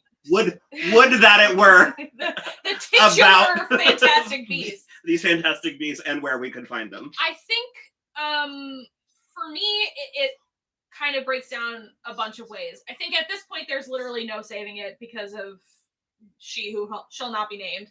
But in addition to that, I think a big mistake was I think she should have plotted it. I don't think she should have written it. She's writing the screenplays. It's terrible. But I think also in addition to that, one of the biggest mistakes in my opinion that they made was it, and I don't know that they could have even really predicted it, but all of the stuff with Johnny Depp came out like right when he was the one who was revealed as Grindelwald. And in my opinion, Colin Farrell was doing a way more interesting we could have had it all. Performance.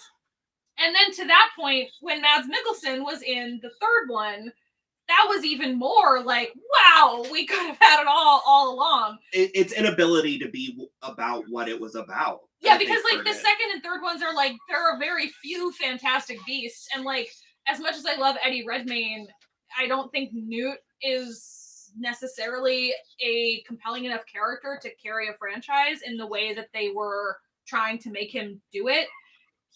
And I don't know, I think it was biffed kind of all along the way. And I do think getting her to do the screenplays was... I think she should have plotted it. I don't think she should have written it. Yeah. So I know you asked Kristen, but I would say the combination of we have very similar opinions on that. And then bad timing.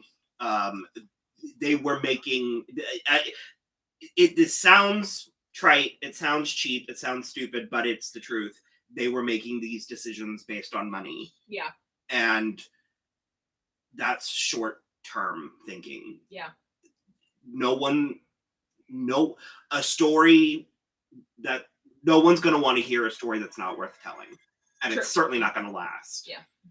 And the Harry Potter series has a timeless quality that was largely captured in the movies. Well, it's like I also think there's a lot of Nazi fatigue in media right now, and so unfortunately it's not going away because there's Nazis in real life again, and so. But I mean, like they would be a part of that story. They would, but it's also that already was kind of like Voldemort's deal, so like having that be Grindelwald's deal as well, even though the timing works out better, it's just kind of like all around. But it's also one of those things that makes me so frustrated because I look at all of the pieces of like Eddie Redmayne and Jude Law and Mads Mikkelsen and like all of these Allison people. Siddall. Allison And, Siddall.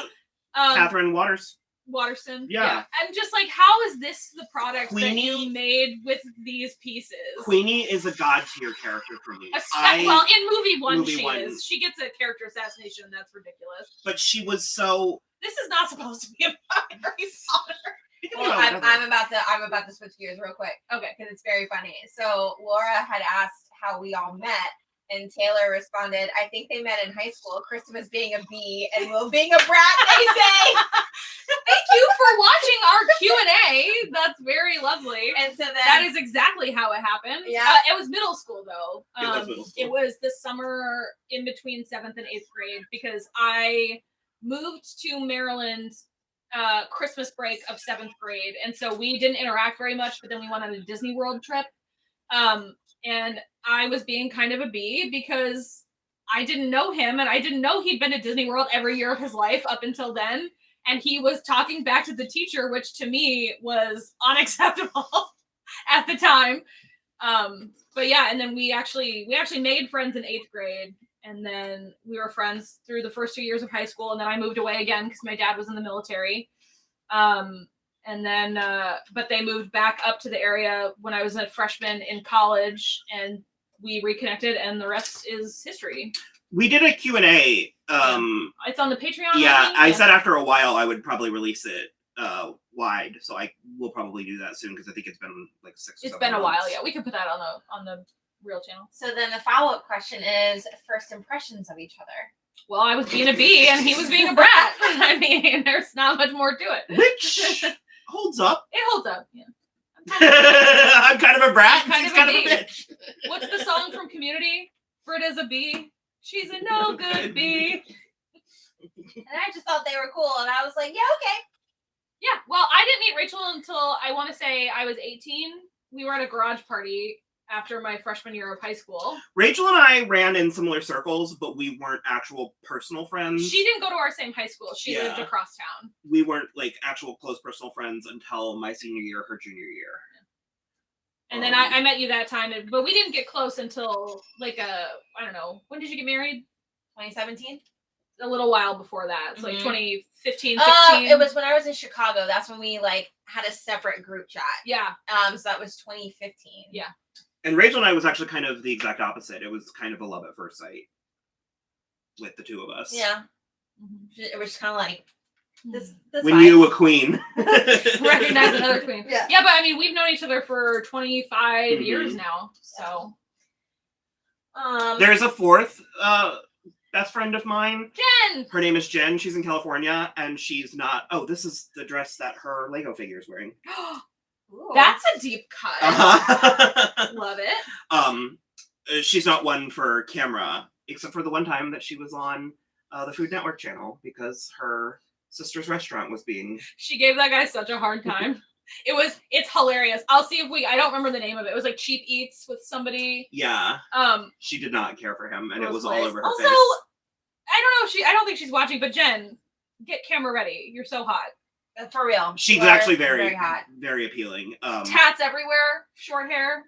Love It's that. like white blonde now. Ooh! No, whole vibe. Yeah. Actually, she loves Lord of the Rings. Oh, it's the place. See, it's We're very. building this. There's the gazebo. Incredible. But no, she loves Lord of the Rings. So. And then a Butterflies of Books asked some favorite what are some of our favorite TV couples, and then they suggested one of my favorite couples is Alec Lightwood and Magnus Bane from Shadowhunters. Okay, you're correct. They're like, in my opinion, the only couple worth a damn on that show. I never finished it, but I loved that from minute one. And Matthew Daddario is a whole vibe. He hasn't done enough. He has not done enough, and he should do more. He is so good looking, it's ridiculous. Favorite TV couples. I'm gonna go really deep cut with this, and I'm gonna say Michael and Maria from the original Roswell. Really? It is such a vibe. Okay, I think I've told this story before, but I don't remember exactly when. After Luke Perry died, I realized how important he had been to the development of romances that I like watching on screen with his character on 90210. And I then was going back through all of the characters I like, and it's always the nice girl and the dude from the wrong side of the tracks. And so that is where the Michael and Maria comes from. But it's also like a Joey and Pacey, Buffy and Spike, all of them. It's Betty and Jughead. I like Betty and Jughead. So it's it's always that vibe of character. Well, so I was going to say... Sookie and Eric the vampire. That's good.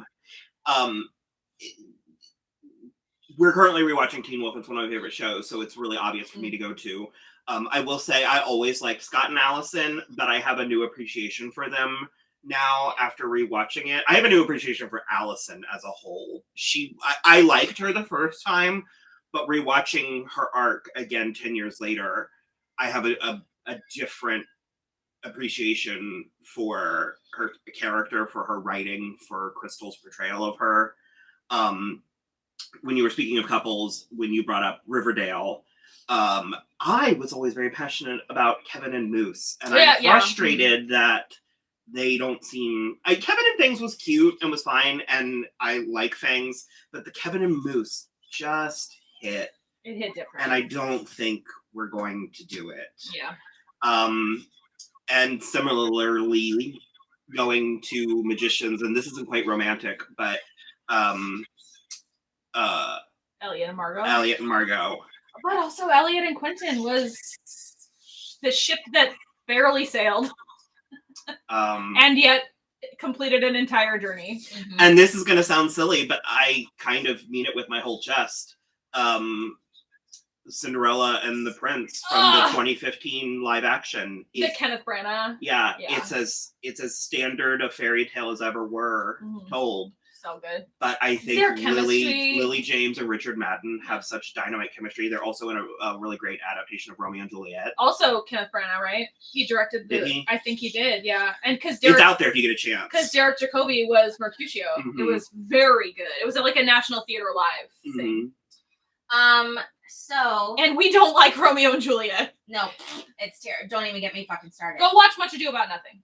Yes. So Entertainment Lover 2000 said, where do we sit? I think this is mostly directed towards you, but where do we sit on the Amy and Laurie versus Joe and Laurie division? Okay. I have always kind of been an Amy and Laurie truther because I read the book when I was quite young, and the way that they get together in the book is darling. After she rejects Fred Vaughn, they are boating. They're like in a little rowboat on a lake or whatever in London, and he says something about how well they row together, and she agrees, and he says so well that we should keep rowing forever or for the rest of our lives or something like that. And so I've always been that. In the movie, I always was kind of like Laurie should be alone forever because I didn't like that they had two actresses for Amy. But in the new movie, I think Laurie and Amy make more sense than anyone else in the movie. So I am pro Amy and Laurie. And just real quick, so Laura and Wanderson Santana are from Brazil. Ooh. And do we have fans in Brazil? Amazing. Geo Ninja is from Ecuador. Cool. And said hello. So I just wanted to give them a shout out. My Aunt Megan did a magnet program in Ecuador when she was like 12. So I always have had a soft spot for Ecuador despite knowing almost nothing about it. I know Brazil allegedly has the best fans in the world. Oh, okay. I just didn't even think that we might have fans from Brazil. Well, I feel like Geo Ninja is going to be like, now we're going to fight Ecuador versus Brazil. I really like Brazilian food. This isn't football. Also, for those of you who just joined, Rachel's over here too. Yeah, I know you can only see Will and Kristen, but I'm over here and I'm talking to you in the comments. So hi. Taylor says, how do you both think Stranger Things will end when we get it in probably 2030? LOL. Game of Thrones has given me PSC for final seasons. I'm nervous. Okay. We're gonna lose some people. We will lose some people. We will. Game of Thrones, of course, a show can biff the landing. I have a lot more faith in the Duffer Brothers than I did have in David and DB. And also, I think it depends on what you personally want from an ending. Yeah. If you want everything to go a very specific You're gonna be way, disappointed. you'll be disappointed. But if you're willing to take it in and accept the beauty of it, I'll tell you what I don't want to happen. If the whole thing is a D&D game, I'm gonna be pissed.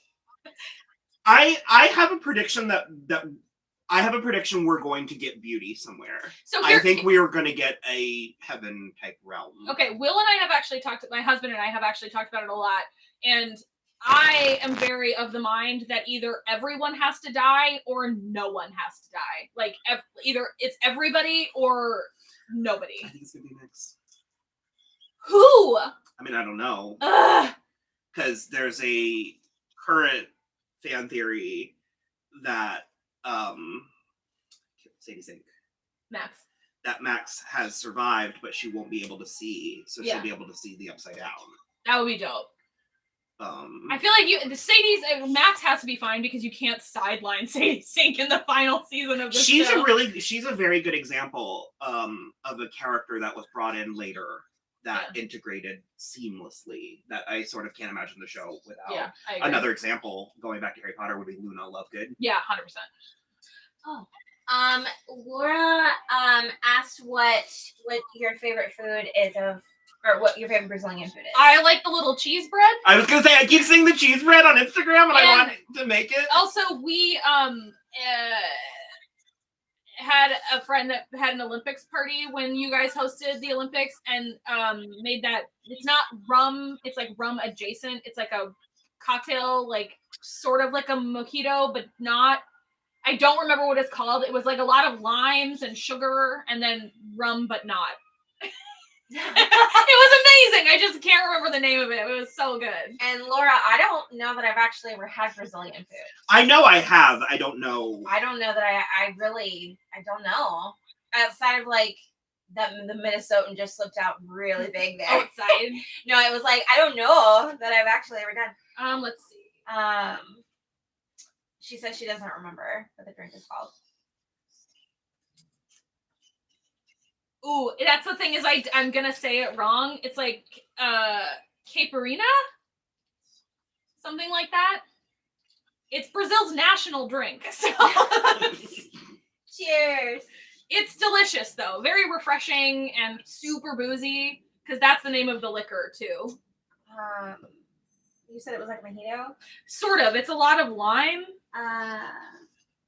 Caipirinha. Caipirinha.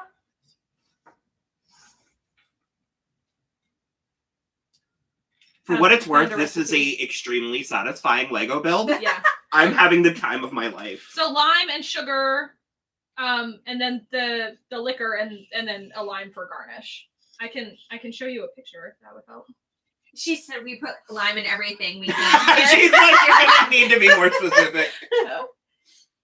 Tilt it forward. It's like too bright. Hold on. And that's not helping either. Okay. Sorry.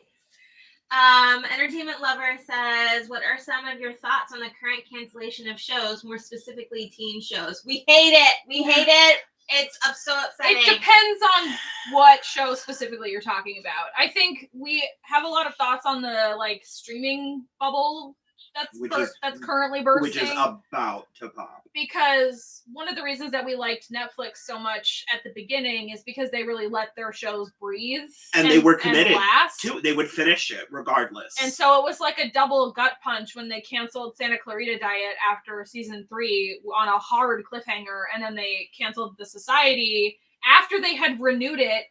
And they were like... Actors were in the air they were flying to set. 2 days away from filming when COVID hit. And so they canceled that. And we just were like, what? I will wait for it. Like, I know contracts are a thing, but like, I will wait for this show. And they just, so I'm against it, I guess. And then a Butterfly Then Books said, would love to hear your rankings of all the Austin men from your favorite to least favorite. Ooh. Okay, I have not read all 6. Oh, this is the scene. This is the trailer. This is what the trailer was. That Kristen was. It was like 30 seconds, and I was like, "What the hell is this?" Okay, I've only read 4 of the 6 Austen books. I've read Sense and Sensibility and Persuasion and Emma and Pride and Prejudice. See, and I've seen most of those movies. I don't think I've finished any of the actual books. So out of those 4, I'm gonna get. I don't remember enough of Persuasion to make a ranking really, so he's gonna go last. I don't even remember his name. And then I'm actually going rogue. Mr. Darcy is 3rd. And then Mr. Knightley, and then Colonel Brandon, if only because of Alan Rickman's performance in the Emma 1986. What the hell's her name? Emma Thompson. Version. That was a weird role reversal. That was a weird role reversal. So Colonel Brandon is sort of it for me. I don't even really like Edward from Edward Ferrars from Sense and Sensibility. I am Colonel Brandon all the way. And then Christian says, how has the Lost revisit been, and how has it changed your view of the show? What other shows from your youth do you think you want to revisit with adult eyes? I'm kind of a chronic rewatcher, so I've rewatched a lot of things from my youth multiple times. Like I've seen Dawson's Creek a ton, and I've seen the original Charmed a ton, and Buffy and Angel and stuff like that. So for the most part, my opinions don't necessarily change, but they deepen. If that makes any sense.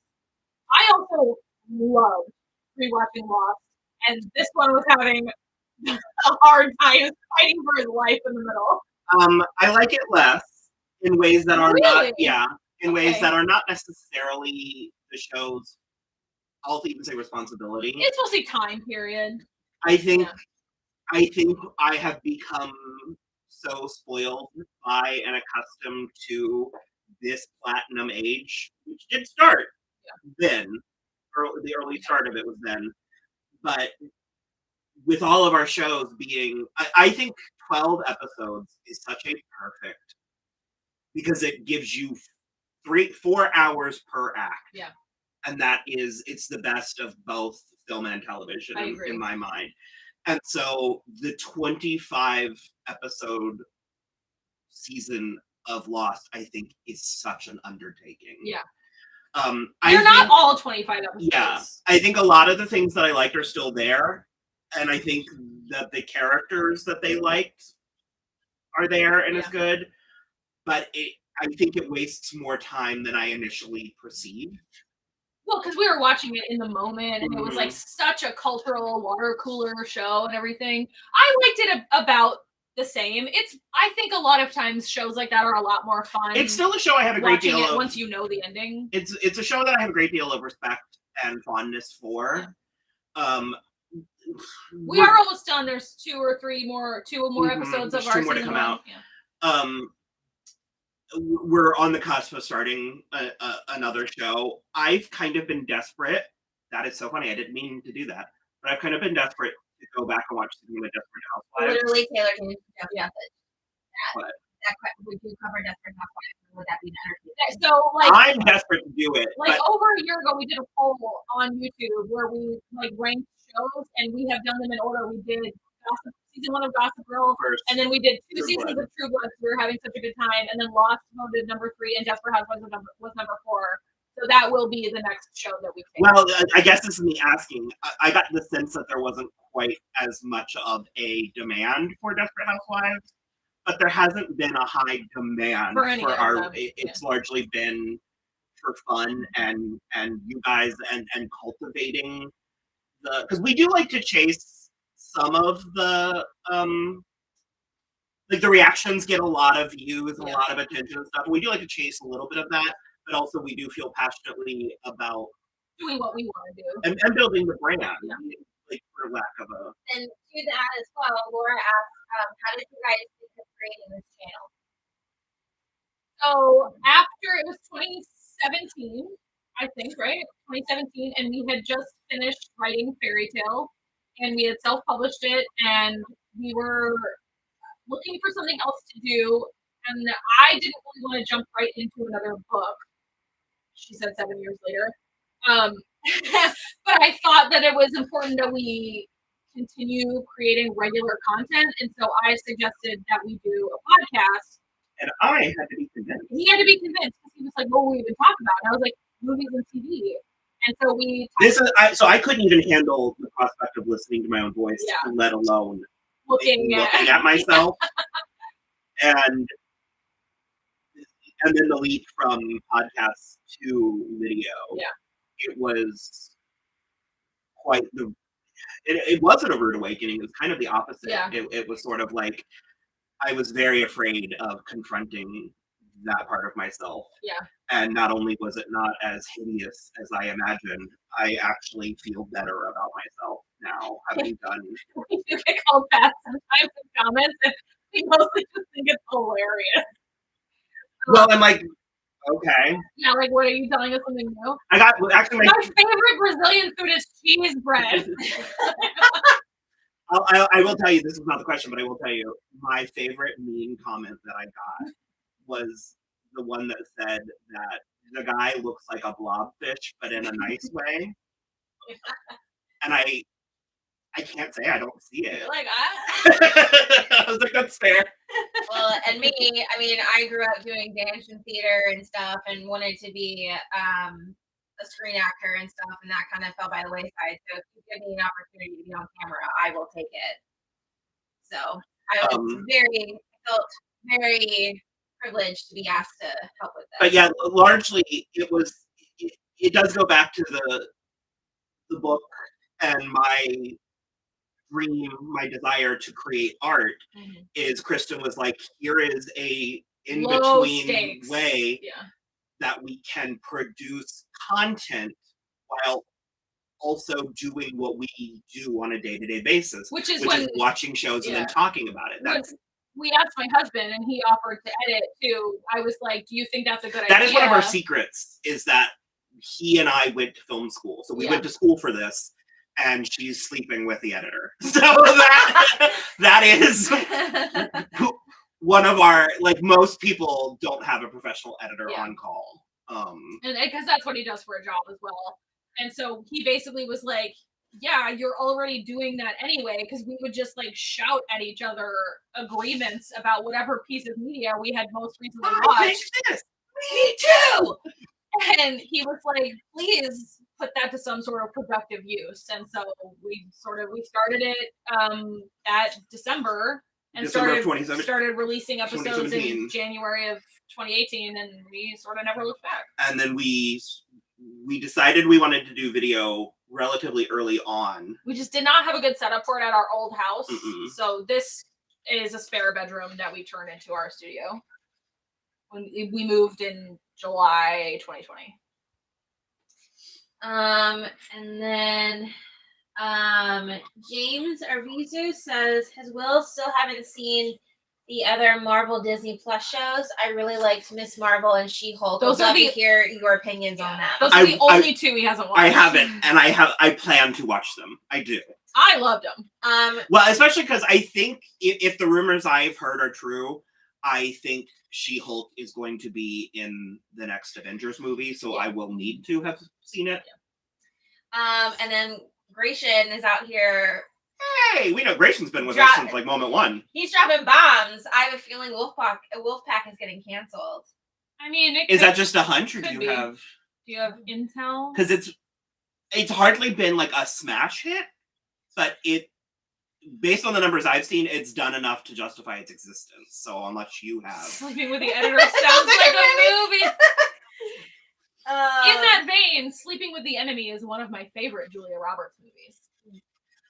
Laura asked specifically to you, Will, how would you explain Void Styles without spoiling?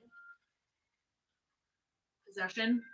Yeah, like explain it to, like, how would I advise you to explain it to somebody, or so like if you were trying to tell me about well, you're a bad example because you don't mind spoilers. Right, but if I did mind spoilers, how would you have explained it to me without spoiling it? Like how it ends, or like, just like what happens to Styles? I would say there's a character possession. I think that there's several ways to answer this, so I would need more clarification. She said it's hard. I would just say possession. That's just me, but. But I mean, like, what is the spoiler? Is the spoiler how it's defeated, or is the spoiler who it happens to? I think it would be more of a spoiler of why he is void. That's more of the spoiler. Mm-hmm. Possession. Yeah. I'm not letting it go. Well, I'm trying to remember what I said to you He's because You didn't tell me anything. Well, no, I kind of did because you were like, Styles doesn't seem to be doing too well, and I was like, yeah, He starts just having- goes through things. yeah, he starts Yeah. having mental problems. Yeah. I mean, he does start to lose his mind. Yeah. The tagline was "lose your mind." Right. So in that regard, so if it's like you're trying to entice somebody, She says, "I'm so sorry, Will." well, I'm trying to imagine the scenario because I would say, because like what I said to you is if you're already watching the show, I would say, oh my God, there's an arc where Styles starts to lose his mind. It's really great. So Okay. that's the way I would do it.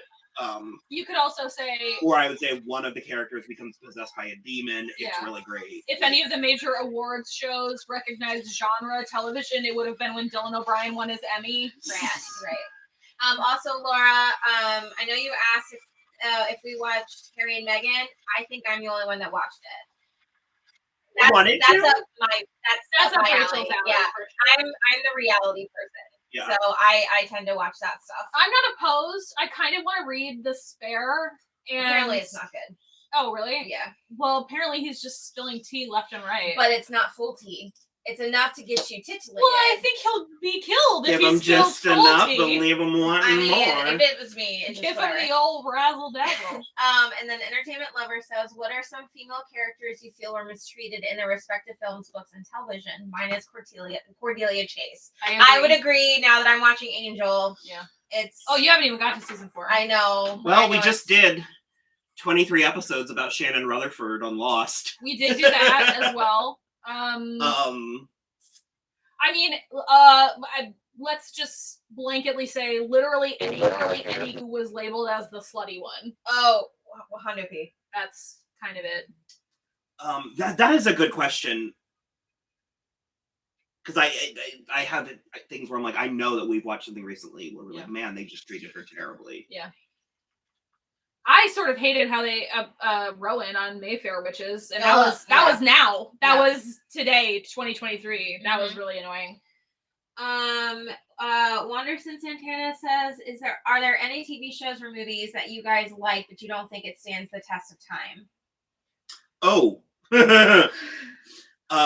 Any of the adult animation. I love South Park. Like I genuinely I did a rewatch from episode 1 a year ago, and there is some of the writing is brilliant. It's so funny, it's so interesting, it's so gold, and some of it's trash. It's hot trash that does not age well. And that's going to happen with a lot of entertainment, especially entertainment that's commenting on society. Yeah, a lot of Friends.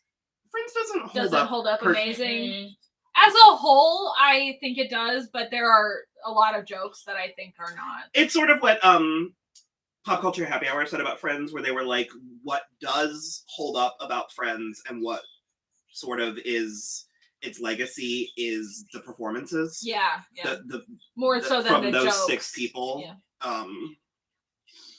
But yeah, there was another one that recently. A lot of stuff from the 2000s doesn't hold up well. That was. I didn't realize how honestly how savage it was. Yeah, it was really just calling women sluts. It just feels like a slap in the face every single time now. Our mutual friend Trevor and I also do a Buffy and Angel podcast, which comes out every Tuesday. If anybody's interested, we're alternating between Buffy and Angel right now because we're in season 5 and 2 respectively, or 4 and 1 respectively. A lot of that does not hold up. In releases, we're like halfway through season 1 right now, and there have been multiple instances of the R word. Yeah, that's in a way that like takes my breath away. Because at the time it was totally normal, and now it's just like that's one that can be used effectively sometimes because like it's used, not in no, in the but episodes of Angel. but I think it's used in, for instance, Drop Dead Gorgeous. Mm. I think because it's more about the culture. Sure. that Well, the and Drop movie Dead takes place Gorgeous is a dark Yeah. comedy. And it's also taking place in such a tiny town in Minnesota. Or even like So- Jennifer's Body, there's a Yeah. handful because I almost said. But again, those are like snarky and cynical on purpose. and it's teenagers, Yeah. and it's to be expected. Yeah. This doesn't fully answer the question that I think you were asking, but a piece of media that I loved that I am afraid to revisit because I don't think I'll be able to is Xena. Mm. I loved Xena, and I just don't think my adult eyes are going to feel the same way about it. That's fair. I think Xena has a fighting chance in a way that Hercules does not. Well, Lucy Lawless is not. But horrible. I love Hercules and Xena are such a large part of my formative years, and I just have not been able to. It's the kind of thing that if we could do this like for real full time, Mhm. I would absolutely rewatch Xena. When we can do this. For real. We are trying. We have to manifest. Rachel is our crystal girl. We have to be manifesting this. If you say if, it stays in the future. Real quick, can we just revisit a little bit of the Hobbit explanation? Taylor says that he came in a little late explaining the Hobbit movie wasn't initially supposed to be one film. So, to my knowledge, the Hobbit movies were very initially supposed to be directed by Guillermo del Toro, which would have been incredible. And from what I've heard, I have no real insider information, just like interviews and stuff I've read. I heard that they were supposed to be 2 movies, and the first one would have been no, sorry, I said it wrong at the beginning anyway. The first one was to be The Hobbit, and then the second one was to be a bridge between The Hobbit and the Lord of the Rings movies in order to like follow Bilbo and like other characters in between that time. That is what I gathered at the time. But then they sort of forced Peter Jackson to do it, and then they forced him to make a trilogy, and you can really tell. Yeah. And then Taylor also asked, how come we stopped covering The Circle? It was just a lot. We didn't. We covered season 1 and season 2. 2, I think, yeah. I remember watching some of one of the seasons and not really vibing with any. Like we got like maybe 2 episodes into 3, maybe, and I wasn't vibing with the cast. Yeah. It seemed like they were going with more standard reality TV people, and that's not what I liked about season 1. It's sort of my deal with almost every reality show where I really like the first. It's like they turned it into like the date hot on the beach. Yeah. And it's like that's not what I liked about the first crop of people. I really enjoy the first like 2 to 5 seasons of reality shows. And once they start casting for drama as opposed to the initial prompt of the series. Well, because you also have to can't. consider if we're casting season 5 of a reality show, it's because it's popular. Yeah. So you're getting a crop of people auditioning for wanna the be show famous. who know what Yeah. the show is. Yeah. And the first or second group of people don't know what they're signing up for. Yeah. And so like as I recall, other than not gelling with any of the contestants, I think it just sort of fell off. Like I don't think we made a decision to stop watching it. We also both are a lot more inclined to scripted. And I watched The Circle. On it, hand to God, I watched The Circle. Don't underestimate the pandemic of it all. That's also true. But it was recommended by Linda Holmes, and she was like, "Hear Oh. me out." Yeah. She was like, the absurdity of the show, that they're effectively just in like Isolation. swank hotel rooms. Okay, that's my With favorite a part of The chat. Circle is Is how they get their places decorated. It's amazing. And particularly, she was like, there's a character, Joey, who you think when you meet him, you think you know him, and you do. She was like, but he winds up being infinitely more charming than you could ever really imagine. Yeah. And he did a lot for my enjoyment of the show. And I think without that kind of like heart, the show is less watchable. Mm-hmm. I agree. And again, I'm the reality girly in this situation. Yeah. So if you guys want more reality coverage, that's something I can definitely do on the Insta stories. I was for gonna sure. say, We Yeah. we were watching and liking The Real Housewives of Beverly Hills. I'm still watching and still liking it, but I found the fandom to be. It was too toxic. Well, and then I'm the type of person when someone ruins something, I have a hard time showing up fully to it, and it just kind of upset me too much that I wasn't gonna. It was too personal. Yeah. The fans were way too toxic, way too hostile, way too personal, and it was just sort of like the same thing happened with Euphoria, where we were fighting for our lives in the comments about our opinions of a version of a person on a reality show, and so reality TV's strengths are its weaknesses. And I watch reality TV as I'm looking at these people as real life human beings, and so I understand that they can be multitudes. So I'm not just going to pick one particular person and then that's my person until the day I literally That's the die. villain, yeah. Yeah, I'm not going to do it. Grayson said, I still love Dina. Hercules does not.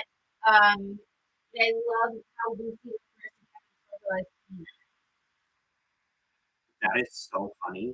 I forgot that. I did see that she does that. That is so funny. You said it holds up better. It was always more serious. Oh, okay. So I think I still love Dina. Hercules does not hold up. Yeah, I think Xena has the fighting chance because it was always a little bit more dramatic. And at that point in time, the pyramid. Oh, the little book. Great. There's so much glitter in the bathroom sink. Oh, it's because the water was going slow. Hold on, pause real quick. Look at the candelabras. Oh my god! And this is apparently a hidey hole for Sam. Oh, is that where he's spying from? Is that where he's dropping Eve from? I'm gonna shit myself, you guys. This is so amazing. I don't know. Can you see this? Here, hold on. You hold it up. Yes. Wait. We'll just show the candelabras and then this is what we're doing. Laura says, "Oh no, I want Legos now." It's so good. So good. It's so expensive. It is really also that. Okay, and then this is Samwise Gamgee's hidey hole. is it? Oh, there It like spins a little. Yeah.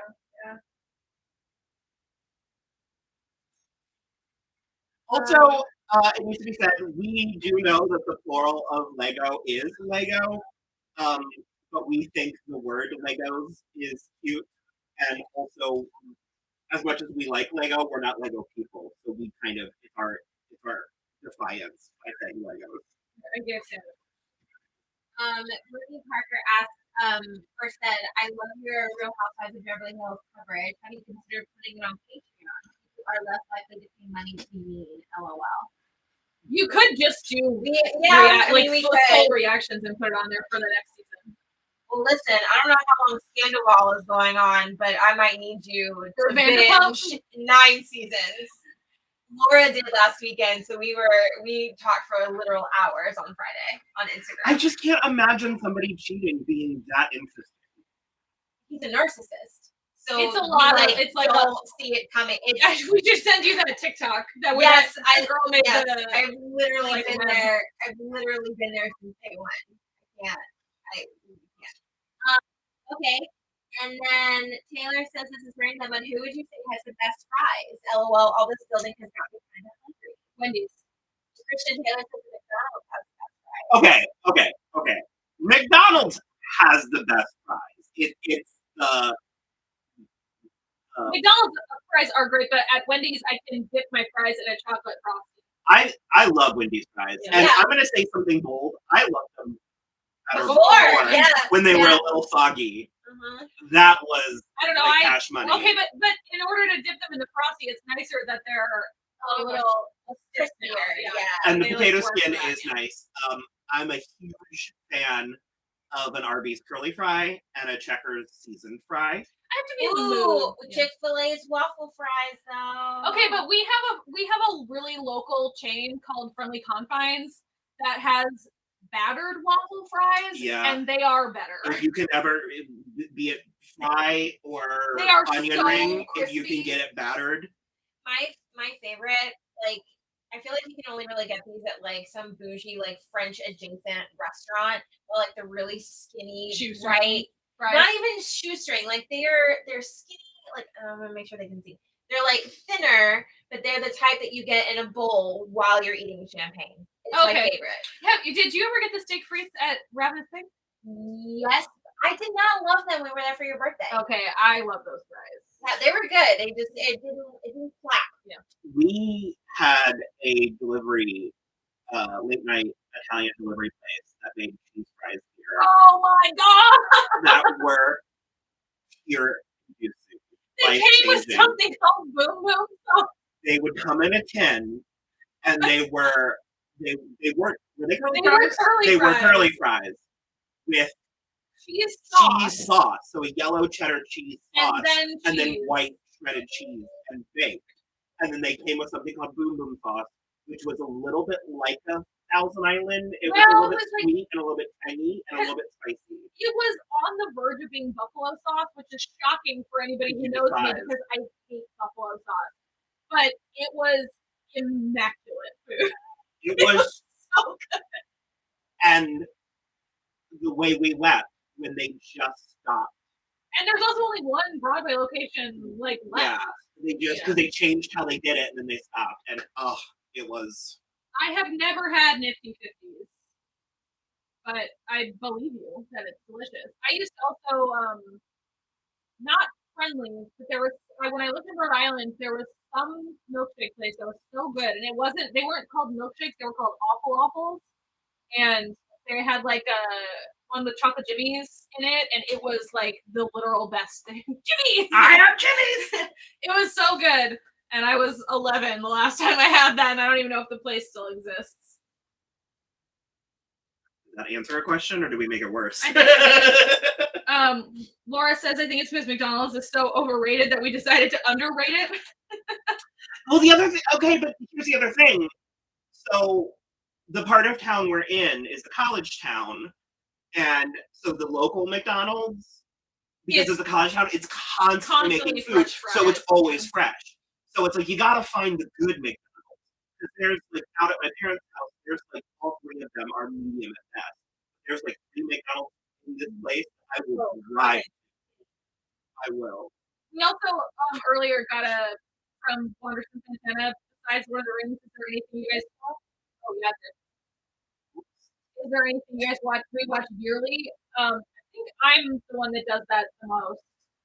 So, like every New Year's Eve, I watch When Harry Met Sally because it was my mom's favorite New Year's movie.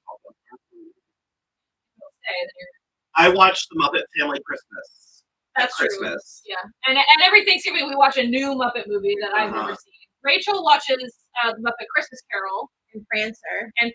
Every year, and I usually watch Elf and Love Actually and Meet Me in St. Louis for Christmas. Christmas is also when I do my annual watch of Into the Woods.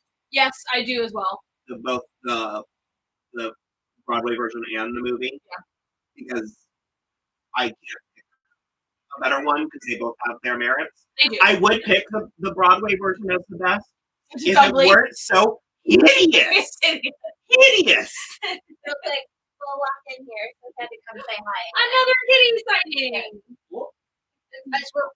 The sharp part's on me. We have like a baby gate for the dog came back here, so you likely. Wanderson Santana just said a cat. There's other stuff that I watch, like Well, a lot of it's holiday themed. I watched Princess and the Frog around St. Patrick's Day, and I don't remember why, other than I think that's when it was released on Blu-ray. I like to watch Sleeps in Seattle for Valentine's Day, but I didn't this year. We usually watch the show Kitchen Confidential. At least once a year. I would say every other year. Yeah. We do a watch of it because that's one of our favorite shows. It's Brilliant, but canceled. If you don't know anything about it, look it up. It's Bradley Cooper, and brain just went blank. Bonnie Well, Somerville. Bonnie Somerville, James King, Yeah. Nicholas Brendan from Buffy. John Francis Daly. Owen Yeoman and John Cho. John Cho. Yeah. It only aired for like 5 episodes on Fox, but it's weirdly on Hulu. It has like a 13 episode like run on DVD. It's so Marina funny. Baccarin's in it. Yeah, for an episode or two. Oh, Happy Endings. I Yeah. watch Happy Endings probably once a year. Entertainment Lover says, do you think that huge franchises stop putting out material past a certain point, or should they keep stuff out if they have really creative ideas? If there's a story to tell it. Yeah. Like, do you have a specific franchise or because no, I don't love the current state of the Marvel Universe. It's not dead. Yeah, it's not beyond repair. But we were talking about Fantastic Beasts earlier, and unfortunately, I think it is. I mean, I think it depends on the creativity, because we just finished season 4 of You. Yeah. And You has, for our money, for our taste, You has reinvented itself each season. I agree. In a way that I think if you have story to tell and you're doing it well, I think it makes sense to keep going. And every time we talk about stuff like this, and we just were talking about it recently, it reminds me of an interview that I read with Elizabeth Moss during, I think, season 2 of The Handmaid's Tale. They asked her what made her sign on, and she was like, well, they sent me the pilot, and I was really excited, and because I'm at a position in my career now where I can ask for it, I requested multiple episodes, because the issue with a lot of shows is that people work on the pilot for years and years and years and years, and so it's essentially perfect, and then once they get picked up to series, they have to rush the rest of the episodes. But once she had read multiple episodes, she was comfortable with it, and so I really think, like, for instance, the way that both the Duffers and the creators of Yellow Jackets have talked about it, they have had, like, the Duffers had a 5-season Bible when they sold it to Netflix. And I think that is the direction we, like, should be going. Sorry, I'm getting a little short. That's the direction we should be going. I think when you don't know where you're going and your show starts floundering, I think you need to. I was going to say, I think deep down people usually know. And but it's like, for instance, and it sounds Ted Lasso is ending after the season. It might not be. Jason Sudeikis just said it was. It might not be. Well, there might be like a spinoff or whatever. No, I don't remember. But what last I heard, they were discussing. Okay. Continue. Well, regardless, I think we've all come to appreciate creators knowing when they're finished. What?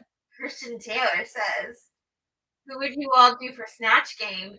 LOL, we'll go first. Give us your best celeb impersonation. Well, okay, so that is very on the spot. And I don't say this because I'm not a good mimic. I've known people who are mimics, and it's quite a sight to behold. I don't want to say this because Lucy just did Joan Rivers. But Joan Rivers was what I would do in school. I would do the, oh, Melissa, look. Oh, sure.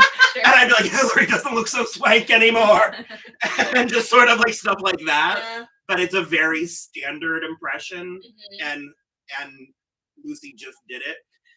I think if you don't have an impression, you need a take on a character, in which one of my favorite recent characters I've seen is Trixie does homophobic Cher. And that is so funny. And it's just, what do they need a parade for? Like, we should just wouldn't be all in your face about it. And it's just the notion of someone like Cher being homophobic is funny enough in its own right. And I think too many people, because you are put in the position of doing Snatch Game, and I think too many people are too focused on copying, doing a perfect mimic, on like a catchphrase or something, and it's like more you need room, like you need to be able to improvise. And so another one again that I know I could mimic is Paris Hilton. But Gottmik just did, I think, the definitive, arguably even better than Paris herself. Oh, shit. That's so funny. I think I probably would do Alexis from Schitt's Creek just because I can do her. You can do Alexis from Schitt's Like, Creek. you, David! And The wig, too. I've seen you in a blonde wig. I think that would be. I don't know what I would do. I would simply not be on Drag Race. I would not be a contestant on Drag Race. I can't even help you. No. no. I would You can do, I think you could do, I guess if you, like, gun to your head, I would probably advise you to do something like a book character, like a Dorothy or an Alice in Wonderland or something, and advise you to play her either, like, drunk or shy or something. bitchy or something. Or if you took like an Austin character and did it with like not like a twist, but like I don't know, with like modern day problems. Homophobic Lizzie Bennett. Yeah, there you go. No, I don't know. I was told twice in the last 2 years that I resembled Kat Dennings, which was the highlight of my life. I can't believe that you don't get that constantly. I think I would then have to do. You would have to have a gun to your head. I would do like Max from Two Broke Girls. Or Darcy. Yeah. Max is more material.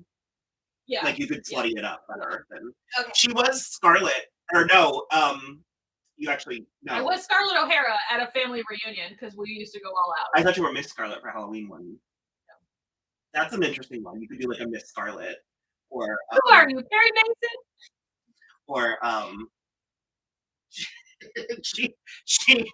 Oh, she where's like mimicked- Janice from the Muppets? Oh yeah, that's a yeah. good one. She mimicked Emily DeRaven Bell from Once Upon a Time. The once. Doc one. And she said like a full sentence, and then was like, "Gun to my head, I couldn't do that again if I I if I tried. And I did one of the things from H2O Just Add Water, but I couldn't do that again either. And then I did do a really good Melanie Linsky. I can say the word empathy. Empathy. Like, okay, so I have two options. So these are really like two good topics. So I'm gonna let you guys pick which one you want to answer first. Oh boy. So Wanderson Santana says, okay, Oscars tomorrow. Can we talk about it? What are your guys' predictions? Who are you guys rooting for? Entertainment Lover says, if you could cast some of your characters in Fairytale, who would you cast and why? Let's do the Oscars first. Because the other one is much longer. Also, this is so fun. So thank you. Oh yeah. I'm loving this. Yeah, no, this is really, we should just do this. Okay.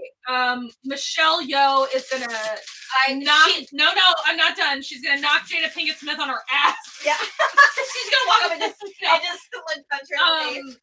I think it's gonna be actually I don't know who's up for best actor. I don't know, and I don't care. I think Michelle Yeoh. Brendan Fraser. Yeah, but there's other people. Well, mine are easy. I don't really care that much about the Oscars, and having said that, my Super Bowl. this is the least I've ever cared about the Oscars. I want Angela Bassett to win so badly, not only because I love her so much, and my love of her predates her current renaissance she's having. Yeah, those cheekbones don't quit. No. And just the idea that the Marvel movies, that Queen Ramonda would be Marvel's acting, like Marvel's above the line. Yeah. I just love it. I love Queen Ramonda, and I feel like it might force Hot Toys to release a doll of her or Barbie, one of them. I need a doll.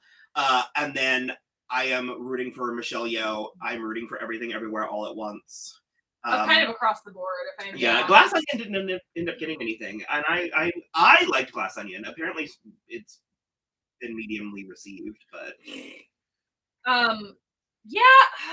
best actor, because a lot of people are putting money on, like even money on Austin Butler and Brendan Fraser. Like, I would kind of absolutely love it if Colin Farrell or Paul Mescal won.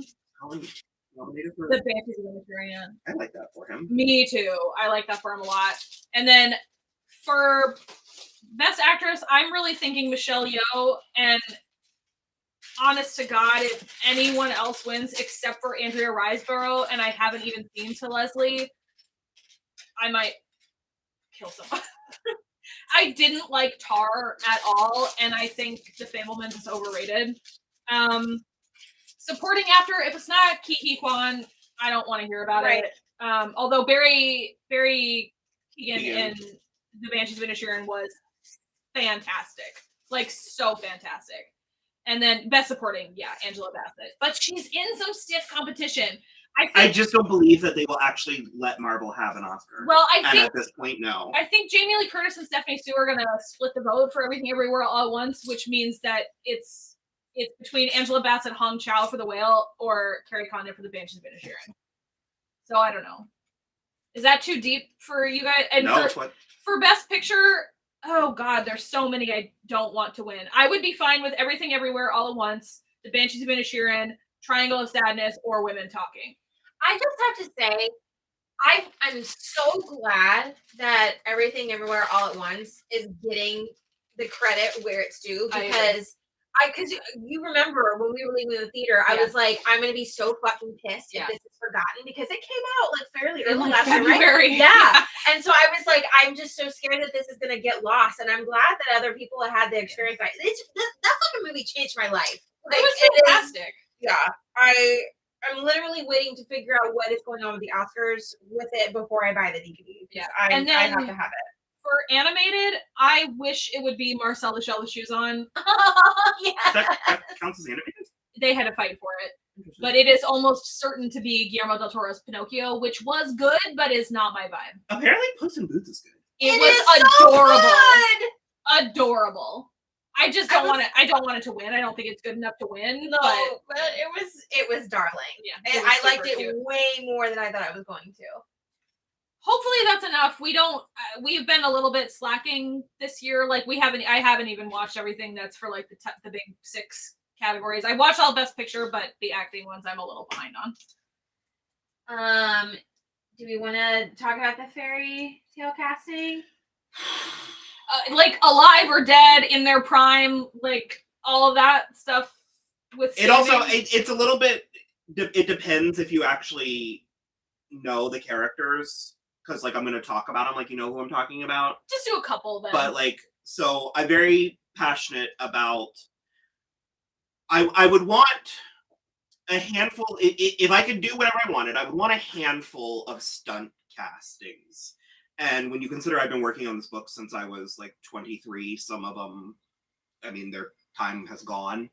But there's a character, Penelope, who I think would be fun to stunt cast. And at a point like 10 years ago, I thought like Miley Cyrus would be fun.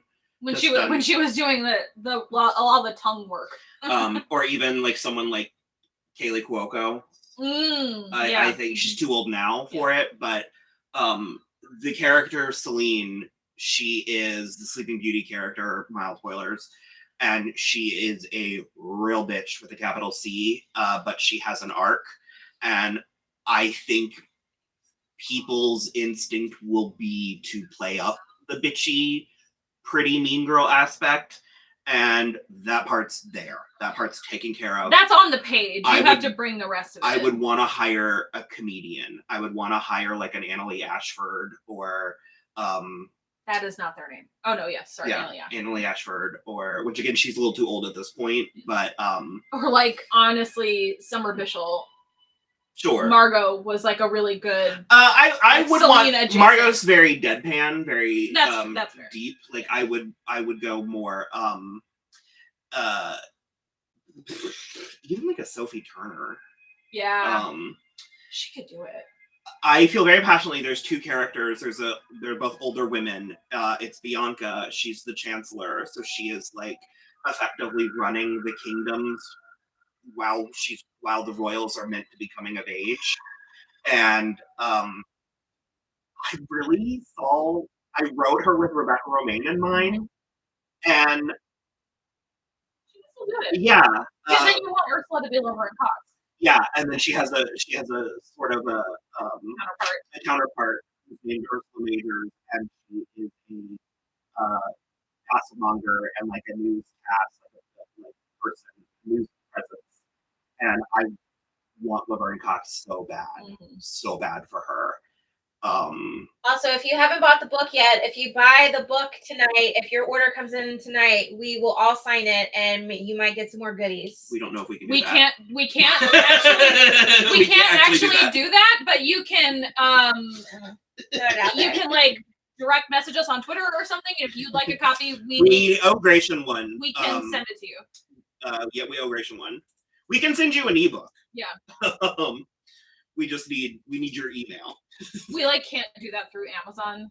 It's like print to order for the physical copies, but like we have a handful. So if you want a physical copy of the book signed, you can direct message us on a social media platform, and we can see what we can do. See, ask for forgiveness rather than permission. I mean, I could keep going, but I don't know that you're actually following what I'm saying. I did see something about Wanderson Santana said that Top Gun has a chance to take Best Picture over My Dead Body. Yeah. It was very good, but not as good as the other movies. And then I like Laura's question, the best line in a TV show. And well, if we're talking about best lines, it's happening right now. Art Gladriel's monologue. TV show. For me, just the line that really kind of stuck with me was the "Be Brave, Live" from Buffy. Yeah. But then if we're talking a full monologue, it's Anya's monologue from The Body. That's a very good one. Yeah. We're almost there recording, and I think I'm gonna cry. I mean, Trevor is absolutely going to cry. Trevor's definitely gonna cry, and I'm gonna cry listening to you guys. So I really like a couple from Buffy. I like it. I've recently realized that I like it when Buffy unintentionally says the thing that's most emotionally hurtful to the man that she's currently in a relationship with. So there's a season 5 episode that's my favorite episode of the whole series, where another character in Spike's past has told him that he's beneath her, and then unknowing Buffy says that to him at the end of the episode. And then there's a season 7 episode with Robin Wood where his mother always told him the mission is what matters. And then at the end of the episode, after Spike has beaten him to shit, she comes in and just tells him the mission is what matters and walks away. I think it's hilarious and so dark and mean, but by accident, which somehow makes it worse. Mm-hmm. These are, I equally love and hate these questions because they're very good questions. The problem is they're hard for me to do on the spot. Like, I would have to have several months with which to write things down as I think about them. I have things that I like to say. Because the current one that I thought was so funny, but Will was asking, he was trying to give me a file or something. And I was like, no, that one. He was like, well, how about this one? And I was like, no. It's not working. I basically did the Chris Evans from Knives Out. I have. And he just kind of looked at me and was like, okay, I'm there with you. I'm a big fan of Kristen Chenoweth's delivery of, they are gods, for God's sake. The one that gets me, I did like a thread on Twitter that was really just for me, of like romantic moments from movies and TV, and one that caught me off guard, 2 I guess actually that caught me off guard. One's from a TV show, which is the Watchmen show that came out a while back, when towards the end, I'm trying not to spoil it. You guys are asking these questions. There's a Dr. Manhattan line where he says, she asks where he is, and he says, I'm in every moment we were together. And there was just the romance of that was just on like all, and he's like there all at once. And then to go back to Everything Everywhere All at Once, in another life I would have been so happy just doing laundry and taxes with you. That absolutely destroys me. It's so fantastic. We just like to say things sometimes, like, and especially this one is wildly inappropriate. But one of my favorite lines from Showgirls is when she's asking about the boat show to Julie, and she's like, "Did you like it?" And Julie's like, "Did I like it? Yeah, I liked it. Yeah, I liked it." And it's like, that's a wildly inappropriate thing to say the way that I say it, but that's part of the fun. Are not Gandalf. No, it's the statues. Also, I realize I'm going back to the Magicians a lot, but I think that just goes to show what a profound effect it had on me. Peaches and plums, motherfucker. I like that one, but because this isn't technically a line from the show, but Magicians, and I won't explain why if you haven't seen it, but it changed the song "Take on Me." Oh, Specifically, the line "It's no better to be safe than sorry." that was the name of it. That can win me and ground me if you hit me the right way. It's no better to be safe than sorry. Yep. Well, to your showgirls, I'm fading. That Christian says I'm listening to your showgirls podcast and I watched the film and wow, but I'm curious what makes a bad film good. Or is the film just simply good? What I commend. So the reason we have such a soft spot for that movie is because a real while back, then you know that we like the commentary. So for me, especially, that's kind of a huge part of it, is that the commentary did like a lot of the work for me. It put into words what we were feeling. Exactly. And so it's hard to answer that question without quoting it. Well, very specifically, one of the things that David Schrader in the commentary says is that it's twofold. It's like the density of the failures. Like there's so many failures in the movie that it becomes campy. But in addition to that, it's like damned by its own competence. So like it's a well-made movie. It's a stunningly beautiful movie with some like lighting cues and some of the cinematography. Like also Gina Gershon is unimpeachable in that movie. So it's stuff like that where just because parts of it are bad and like some of the story doesn't make a lot of sense, it's still such a competent work of art that it's like fun to watch still. Well, and then there's so it wasn't good in the way it was trying to be or the way they wanted it to be at the time, but it is a actual work of art that has brought me and my friends countless amounts of joy. So it is sort of like define good. What is good? Like, I genuinely love that movie. Yes, it started from a place of mockery and irony, but it's beyond that now. Like it's the same way that you watch something that you watched when you were a kid and you're like, I can't remove the nostalgia from it. Like I'm like, regardless of whether or not it's the choice of acting in that moment is insane, that is the moment that we have and that is the moment that I love. And so I've said before, it's like if I was stranded on an island with a piece of media, I can't say that it wouldn't be Showgirls. Like what would I actually watch, over and over again? And I do think knowing the background, I think knowing its story helps. And I am beyond thrilled that Elizabeth Berkley is making money off of it now. Finally, and then she finally got to like embrace it. I think I maybe got ahead of it. But what was the question again? Did we answer? What makes a bad film good, or is the film just simply good? I think there's a difference between a good movie and a bad good movie. Mm-hmm. There's a difference. Yeah. It's hard to put your finger on it, though. But it also is subjective. I mean, it sometimes it is as simple as if you like it. Yeah. I saw something go by a while back about like what's your guilty pleasure. I don't remember who asked it. Largely, we don't care for that term because I specifically don't think you should feel guilty about the things that you like. I think you should just like what you like, and I think that's sort of a product of growing up when we did that. People were like, embarrassed. That's nerdy, or like you shouldn't like things, and it's just so much more fun to like stuff than to hate it. I also think that there's something to be said for knowing something. Like I think there's nothing wrong with Rachel liking reality TV, but I think it is important that she is aware that it is a brain rot. Yes, I am aware. Traditionally regarded as a cheap form of art. It's a brain rot. And I so understand. she likes it in an appropriate or in a within the context of what it is. Yeah. It's the same way that it's like, if I'm going to eat, a hot dog, it serves its purpose. I mean, you can't judge a hot dog on being, nutritious or delicious. Yeah.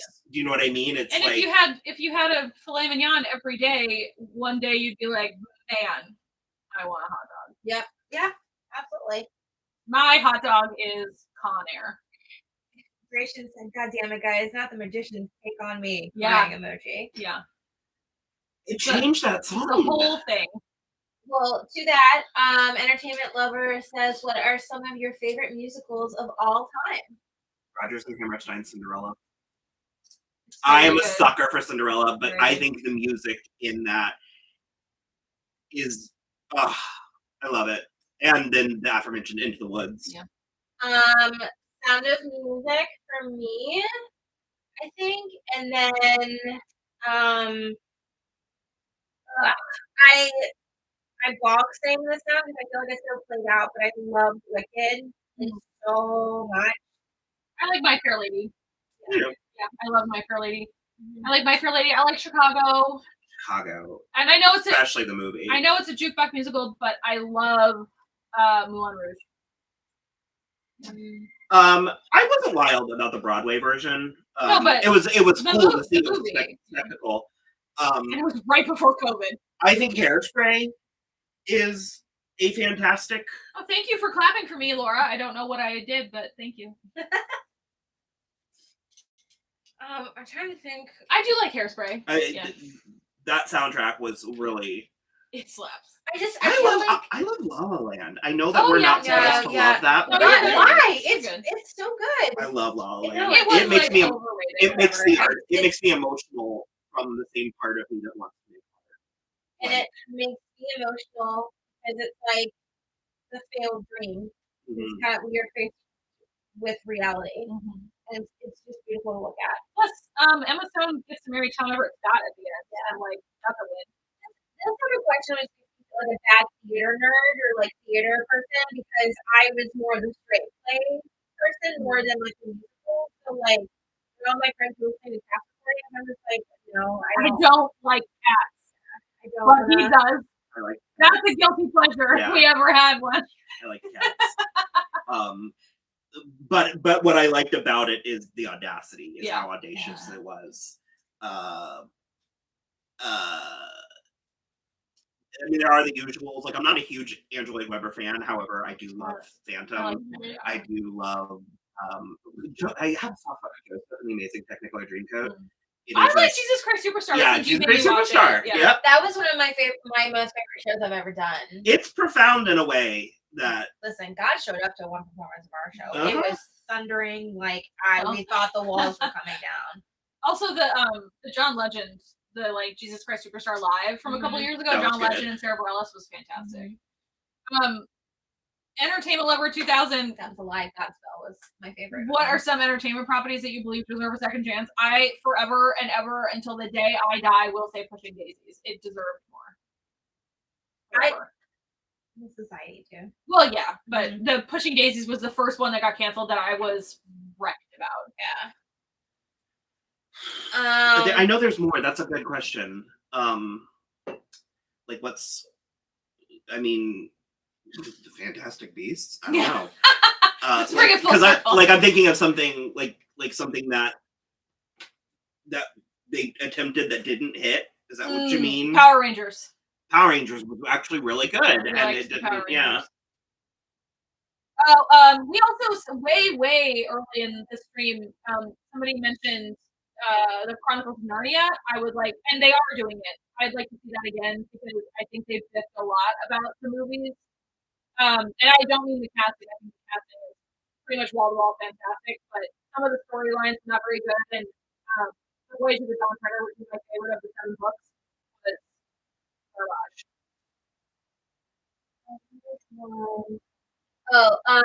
Wanderson Santana, is there a show/movie that was ruined by their ending that you felt like it was a waste of your time? I feel like just whenever they bring it, that it wasn't real good.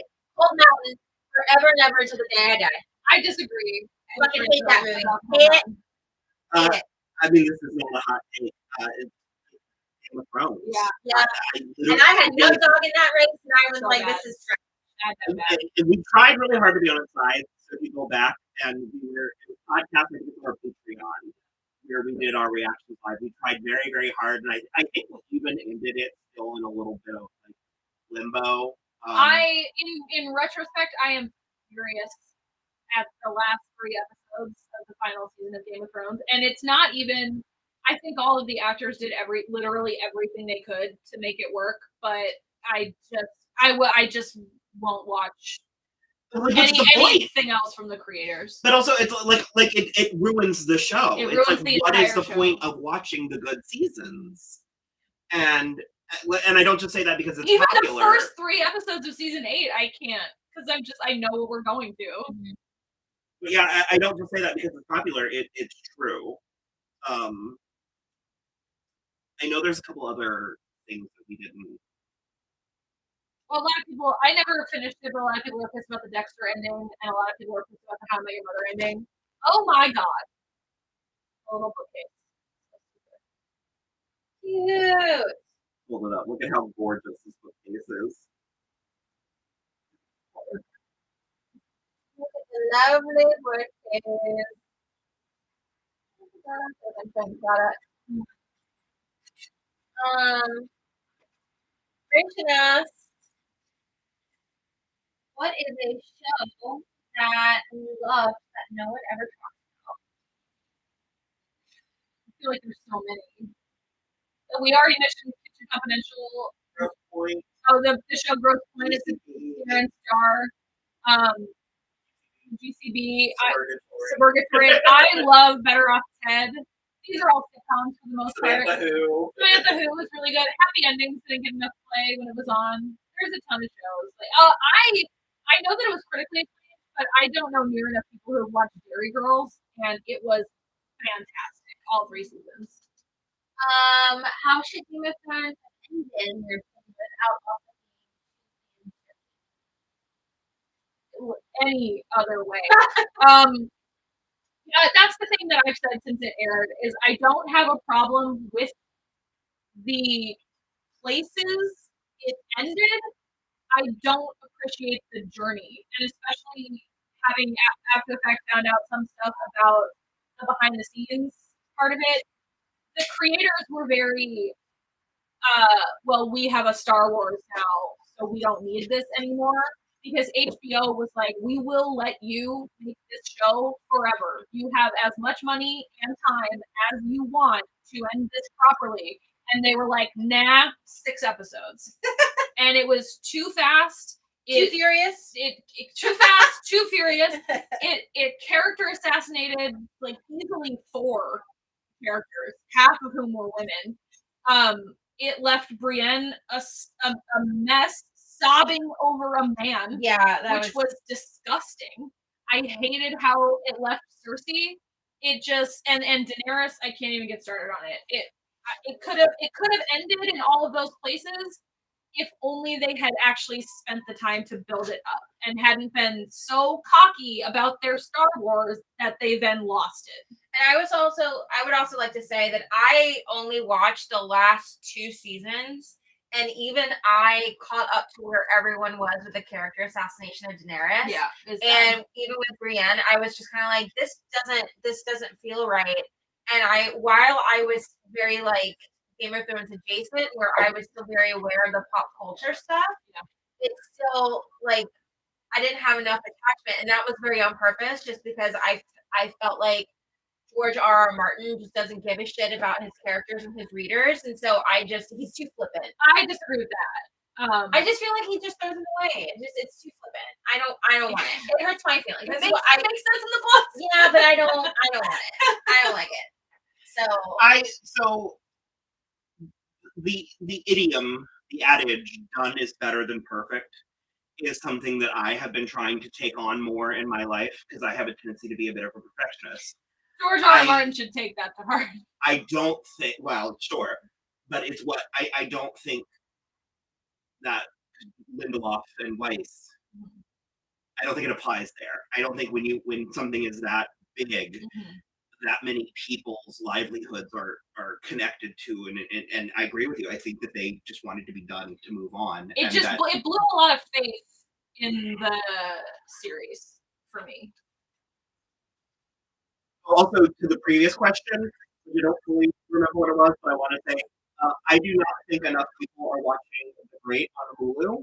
That is I accurate. think far more people Yeah. need to be watching and appreciating The Great on It's Hulu. fantastic.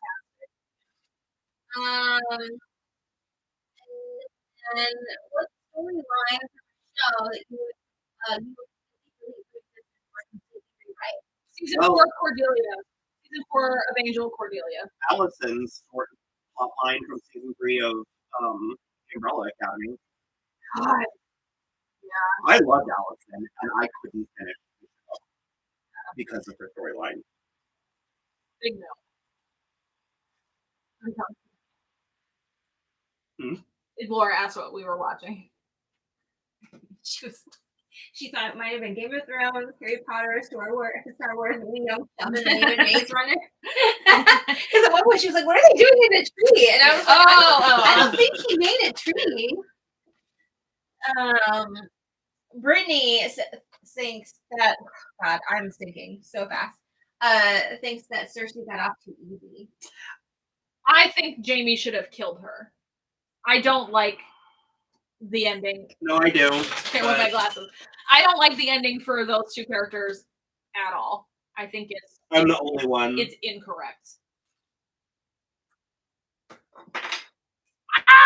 I mean, I thought it was too easy, but again, that I don't my easy. opinion doesn't even. I feel like doesn't even really matter, just because like I didn't care enough. I just wanted to be a part of it. Well, first of all, I was forced into watching it before, and then I just wanted to be part of the zeitgeist towards the end. I don't. Cause that's the thing is I don't even mind easy. Like an easy death can work in a situation like that, but I don't know. Taylor asked, "How are you guys enjoying this live streaming experiment? Think we will get more? You all are hanging in there for us. We chatted through the whole movie. Yeah. This is what it's like at every Lord of the Rings day." If you guys keep asking us questions, we will keep answering them. I am like living my best life. I love telling secrets to strangers. She really does. I'm having a great time. Look at how much work he's gotten accomplished. I would have been further along if we weren't talking. Yeah, but that's half the fun. Yeah, We probably won't it's so pretty. be, It's our be going for too much longer, but It's so pretty. I It's- for the Lego people, if there's any of you out Do you there, want me to put it up on the camera? it very is surpassing all of my Ooh, expectations. Jennifer Duffy. That might be a tall ask. She says she wants me and Rachel to recap Gilmore Girls. I am not opposed. I just need you to prepare yourself for how much Rachel is going to hate Dean. Because it's going to be a real lot and immediately. I have thought about it because we do Mrs. Maisel, and so I thought she would probably like it. But we'll have to see. It's not off the table. It just depends on how much Rachel can stomach Dean, if I'm being perfectly honest. Like, we could probably get through season 1. She doesn't have a poker face. No, if you guys know anything about my reactions, it's all over my face. Yeah. Entertainment lover, what is the best Twilight soundtrack of the franchise? Eclipse is top tier. I don't know, though. Can you really get over the supermassive black hole during the baseball scene? Yes, I can, very much so. No, but the soundtrack for Eclipse as a whole is masterful. They are all talk about movies that are or soundtracks that are way too good for their movies. Oh yeah, all of them. I cannot stress enough. If you guys haven't seen our Twilight stuff, I was on the Stephanie Meyer's message boards. Yeah. I was on her blog. I read the OG Midnight Sun. Ugh. Did you ever read the? I didn't read the actual print, but like just don't 10 or 12 years ago when it got leaked, I read the OG one. On her website. I read that as well, and then anything that Stephanie Meyer, because she like put up what soundtracks would be. It was so much Muse. Yeah. And my ex-husband was very confused as to how much I did not enjoy Muse. And he was like, "You would like them. They're very theatrical." And I'm like, "That doesn't equate to me liking it, though." Not the same. That does. I'm with him on that. It's surprisingly a little different with me No, more. I like Muse. Also, I do have a soundtrack for everything. Spotify. But I literally like would go and download like the majority of the songs that she had for her like inspiration soundtracks, and I was in it to fucking win it. Straight. Laura asked about Frozen 3. What we think of it? I don't really care. Is it happening? I guess. We are in a place with Disney. There's a lot going on. We're not in love with most of it. But Bob Iger is back, so I feel like we might be recorrecting a little. I mean, Disney does they do this every once in a while where it's like now we're in it for the money as opposed to like creative storytelling part of it. And so I mean I could go either way. I would love I would be down for a Frozen 3. I would want them to actually give it a little bit more. We did like Frozen 2, but it was bad. It's not very good. Like maybe take a second pass at that screenplay. Make sure that your fjord powers work properly. Which, if you watch the behind the scenes, they didn't take a second pass at Frozen 2. They did not. Definitely But no, I mean, because what I want from a Frozen movie, I mean, I want vaguely Nordic mythology, Scandinavian mythology, good songs, and a couple of glamorous dresses. Yeah. And so, I mean, I would watch another. Yeah, I'm not opposed. I hope it's good, but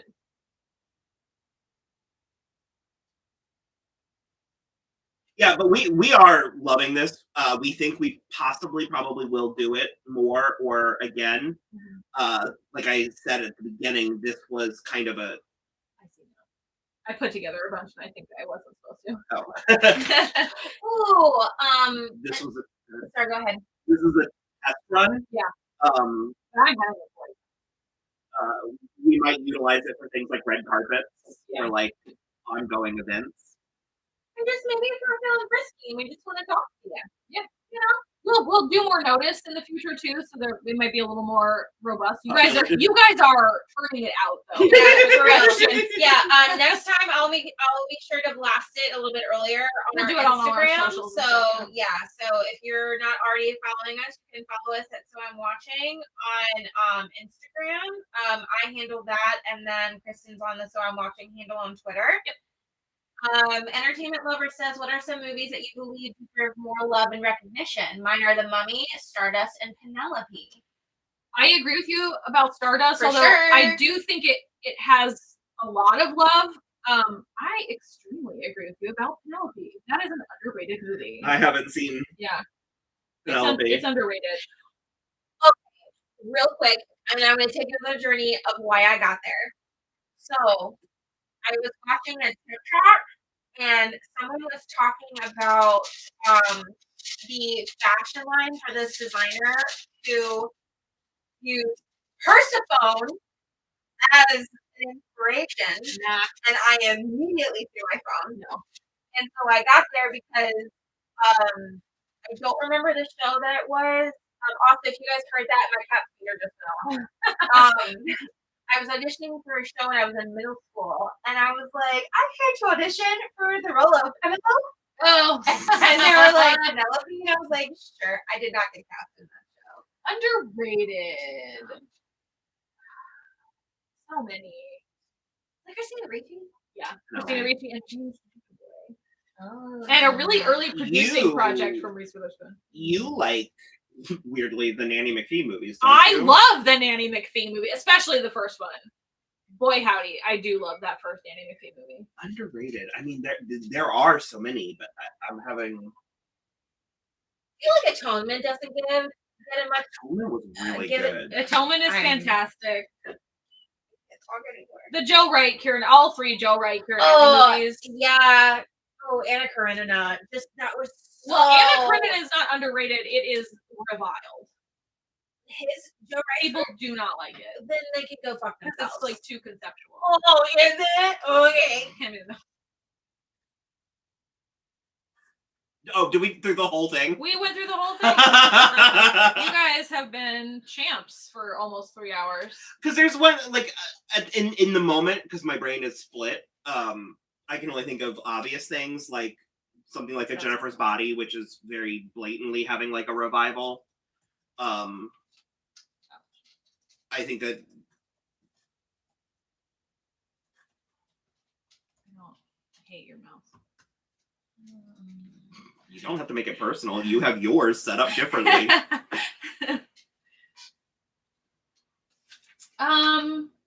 Yeah, I don't know. I mean, I almost prefer movies that are underrated. I'm trying to think. Well, by that logic, you should be better at this. I know, but it's just like, so then everything, all the movies that I watch. Oh, this is precarious. It's really reviled. People do not like it. What must that be like? To not have taste? Yeah. I don't know. Must suck. Sucks to suck. Wow.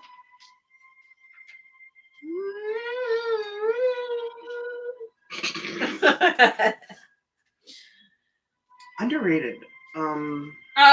For like last year, I thought Last Night in Soho did not get enough credit. I thought that was fantastic. That was a fun ride. Yeah, for sure. I don't know. I feel like I've seen more media since I've lived down here with you guys than I have maybe like okay. When I was doing my internship, I feel like I saw a lot, but I have Swiss trauma brain, so things have fallen out, so I don't remember a lot. What are some TV show moments that you believe jumped the shark?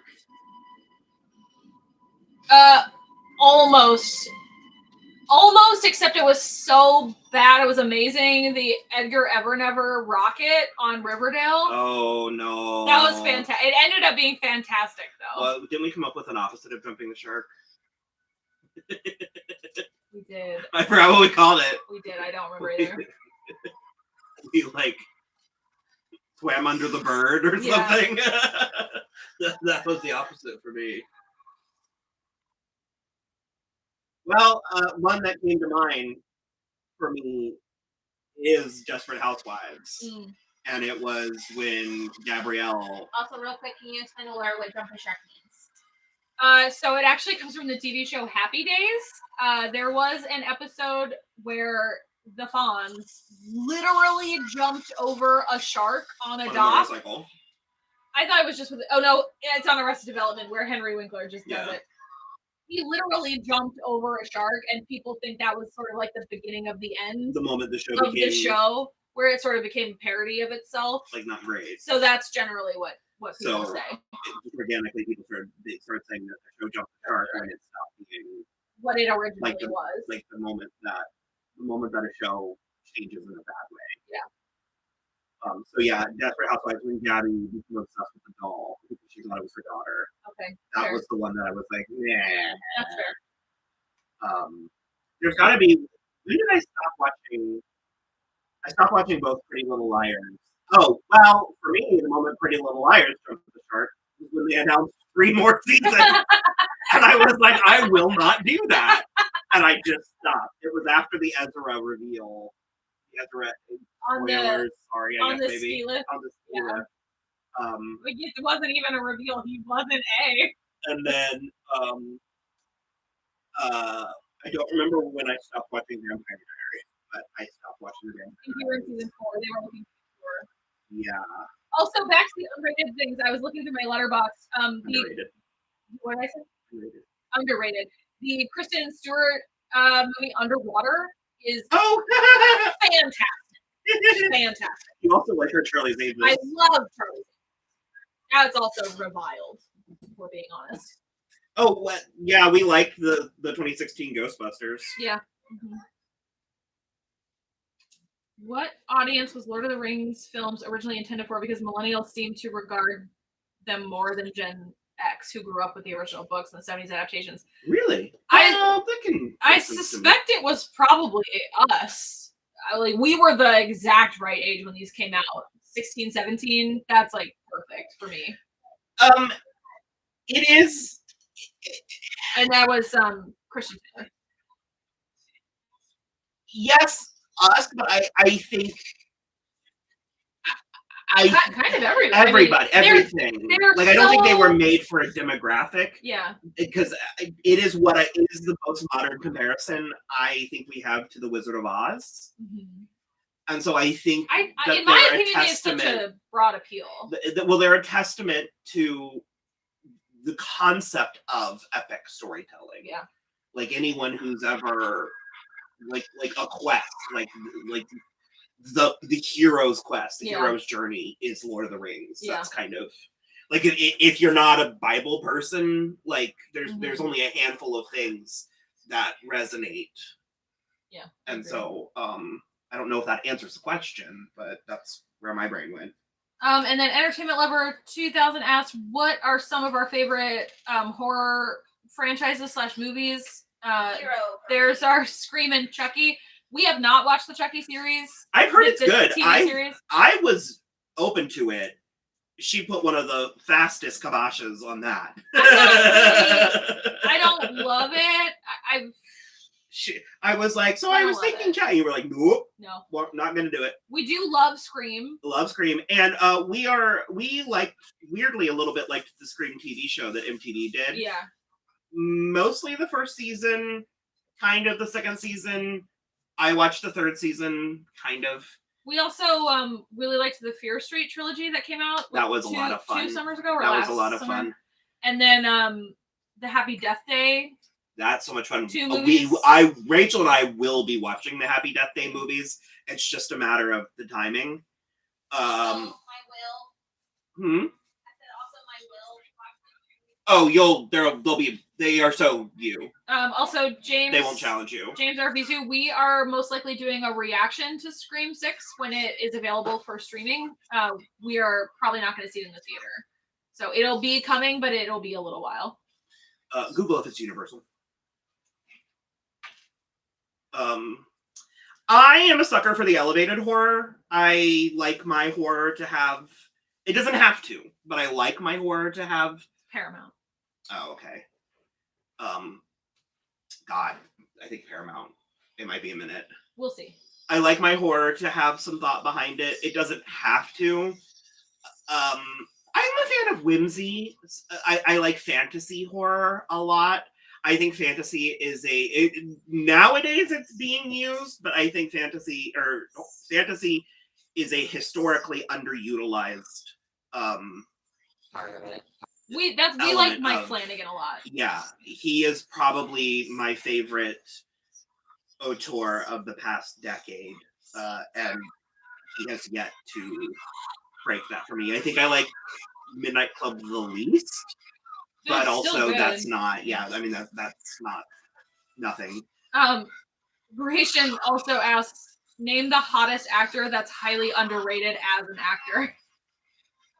The hottest actor underrated as an actor, like for their skills, I assume. Billy Magnuson. Ooh, good. I don't think Alexander Skarsgård gets enough credit. Yeah, but he's carved out a bit of a niche in the last 5 years. But I don't think he gets enough credit. Yeah. Didn't someone ask for our hot actors? Well, somebody else, we talked about Brad Pitt. I'll rank Chris's right now. Chris Pine. I think mine is. I do not think Chris Evans gets enough credit for how good he is at acting. Yeah. Not even remotely. And I think both drama and comedy. 100%. I genuinely think. I genuinely think Daniel Craig should have gotten a nomination for Knives Out. Mm-hmm. I think Ana de Armas could have gotten one, and I think Chris Evans could have gotten one. Yeah. But for me, it is Evans, Hemsworth, Pine, and then Pratt. However, Messina's up there too. Evans, Hemsworth, and Pine are so close. So close. And frankly, not for nothing, if we're ranking hotness, Pratt is up there. But I don't think his acting chops necessarily live up to Evans. Me and Chris Pine have the same birthday. And in spite of mine being my number 3, don't mistake that for apathy.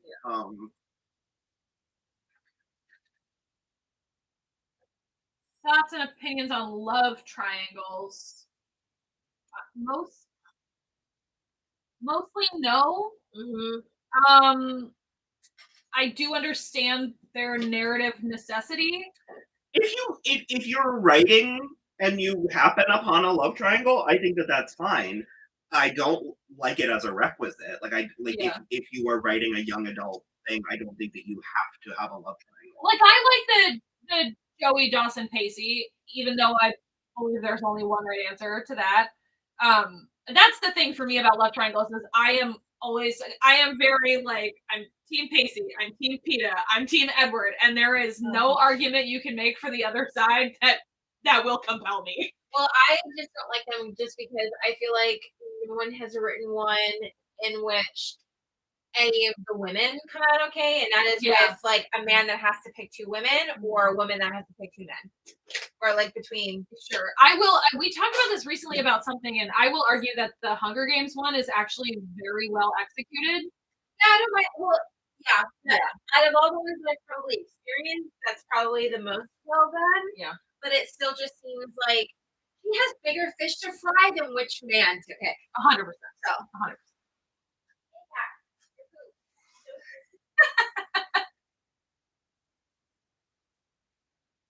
But yeah, largely, I don't know. Love triangles are not it for me. And I read something one time that like most things that are considered love triangles aren't actually a triangle because the 2 that are fighting for one are not also in love with each other. So it's just like 2 lines with a point that are connected. And I've never thought of that. That makes so much it's like if it's 2 dudes fighting for a girl, the dudes should also be in love with each other. Or it doesn't work. That's Savages. Yeah. That's the movie Savages. Yeah. Okay, I'm gonna go take this outside so I'll be on for a minute. I know, I'm sorry. I didn't say anything. Gnarly. I'm gonna throw up. The cat just used the litter box 2 rooms over, and we talk about my lives.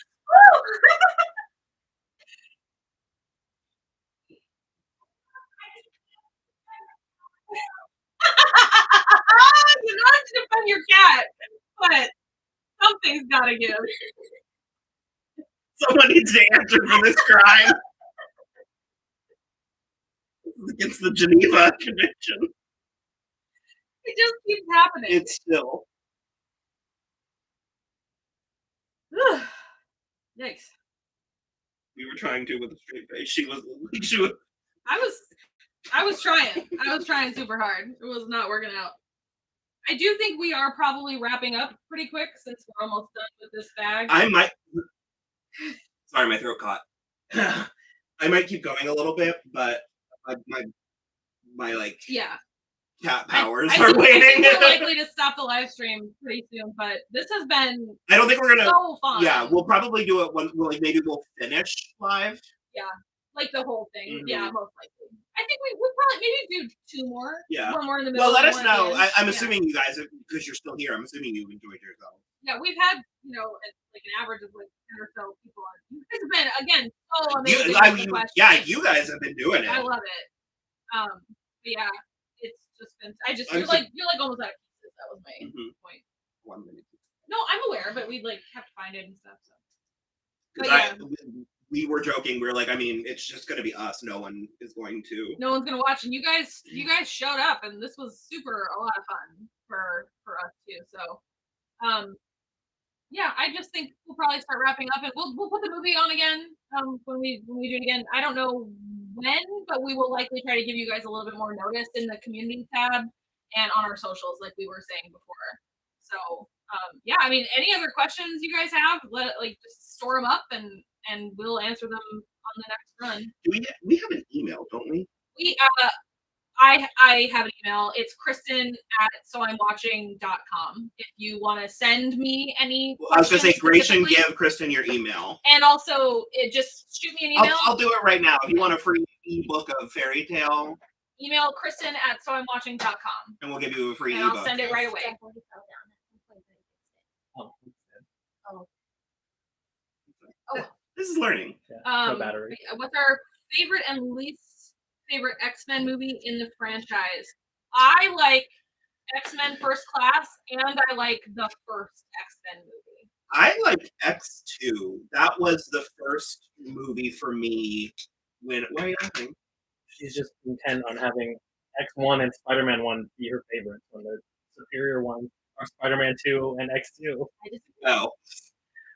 X2 was the movie for me when I was, because you have to imagine, or you have to remember that fantasy and specifically superheroes were out in the 90s. And X-Men brought both back. Yeah. The first X-Men. And then X2 was when I was like, oh, a superhero movie can be a good movie. Yeah, I think it's awkward. I like elements of it.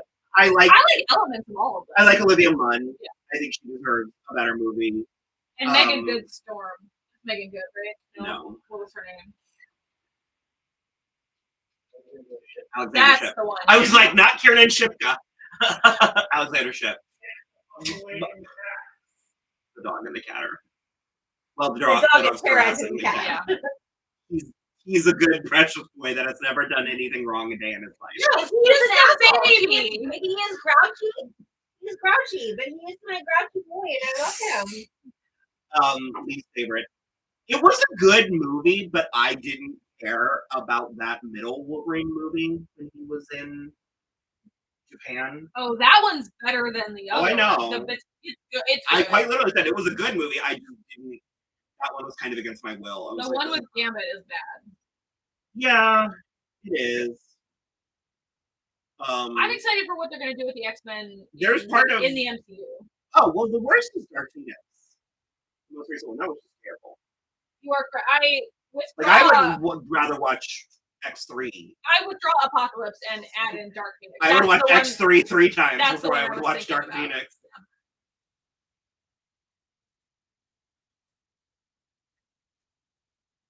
Neighbors are having a garage party, and anytime that happens, I go outside. I'm so scared that they're going to invite me over. I would go over. He likes to watch me get out of my car too much. He's kind of like.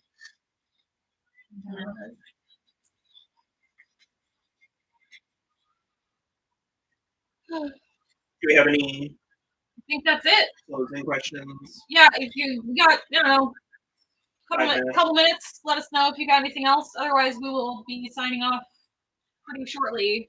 I don't know if we missed anything. You guys were going so fast for a while there, so we might have missed something. But we tried super hard. And Rachel is gonna follow everybody on the Instagram, which she already put in there. Drop your handle. Well, I gotta drop a handle of booze. Hey, I have already drank an entire bottle of champagne. Oh, Are you really? Yeah. Look at you. I love the real honey music.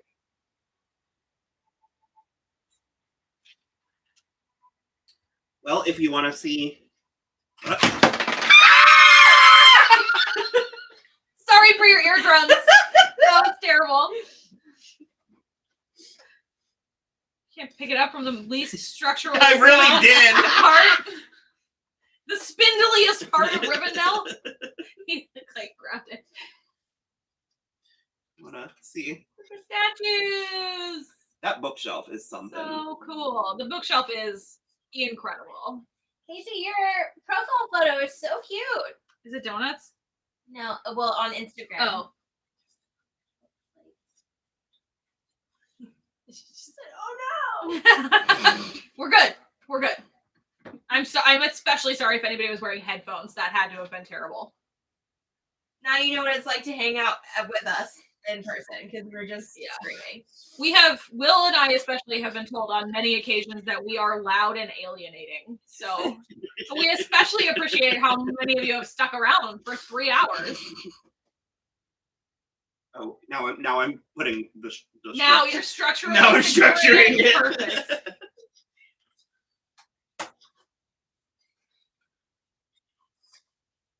Ooh, Sydney Sweeney and Glenn Powell are filming their new rom-com, Anyone But You. Pardon? There are photos. Speaking of hot, underrated. Pardon me. Glenn Glenn Powell. Powell. Sweet bro Boone. Yeah. No, I see. I think it's good.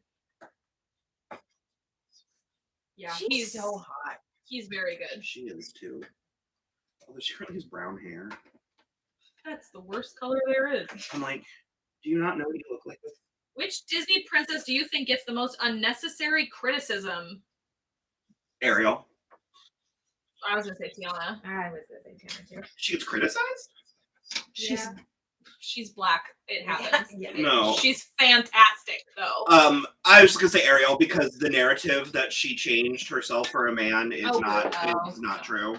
None of these like clinical diagnoses that we have for the princesses, Belle does not have stock. No, it's not. That's actually exactly what the entire movie's about. Yeah. Like story is about. Not everything needs a deep pseudo-intellectual 2000s reformation of it. Also, you know? my favorite Disney princess is Aurora, Sleeping Beauty, and I because she's pretty. Well, I mean, my favorite classic princess is Cinderella. My favorite modern princess is Rapunzel. You love her. I love all of them. I mean, picking a favorite modern Disney princess is kind of. It's difficult because I like Moana. I like all of them. I mean, not Elsa. I mean, Elsa, she's overrated, but she's awesome. And Anna. Yeah. Yeah. But we are Disney. Cinderella and Tiana right there. We are Disney shills.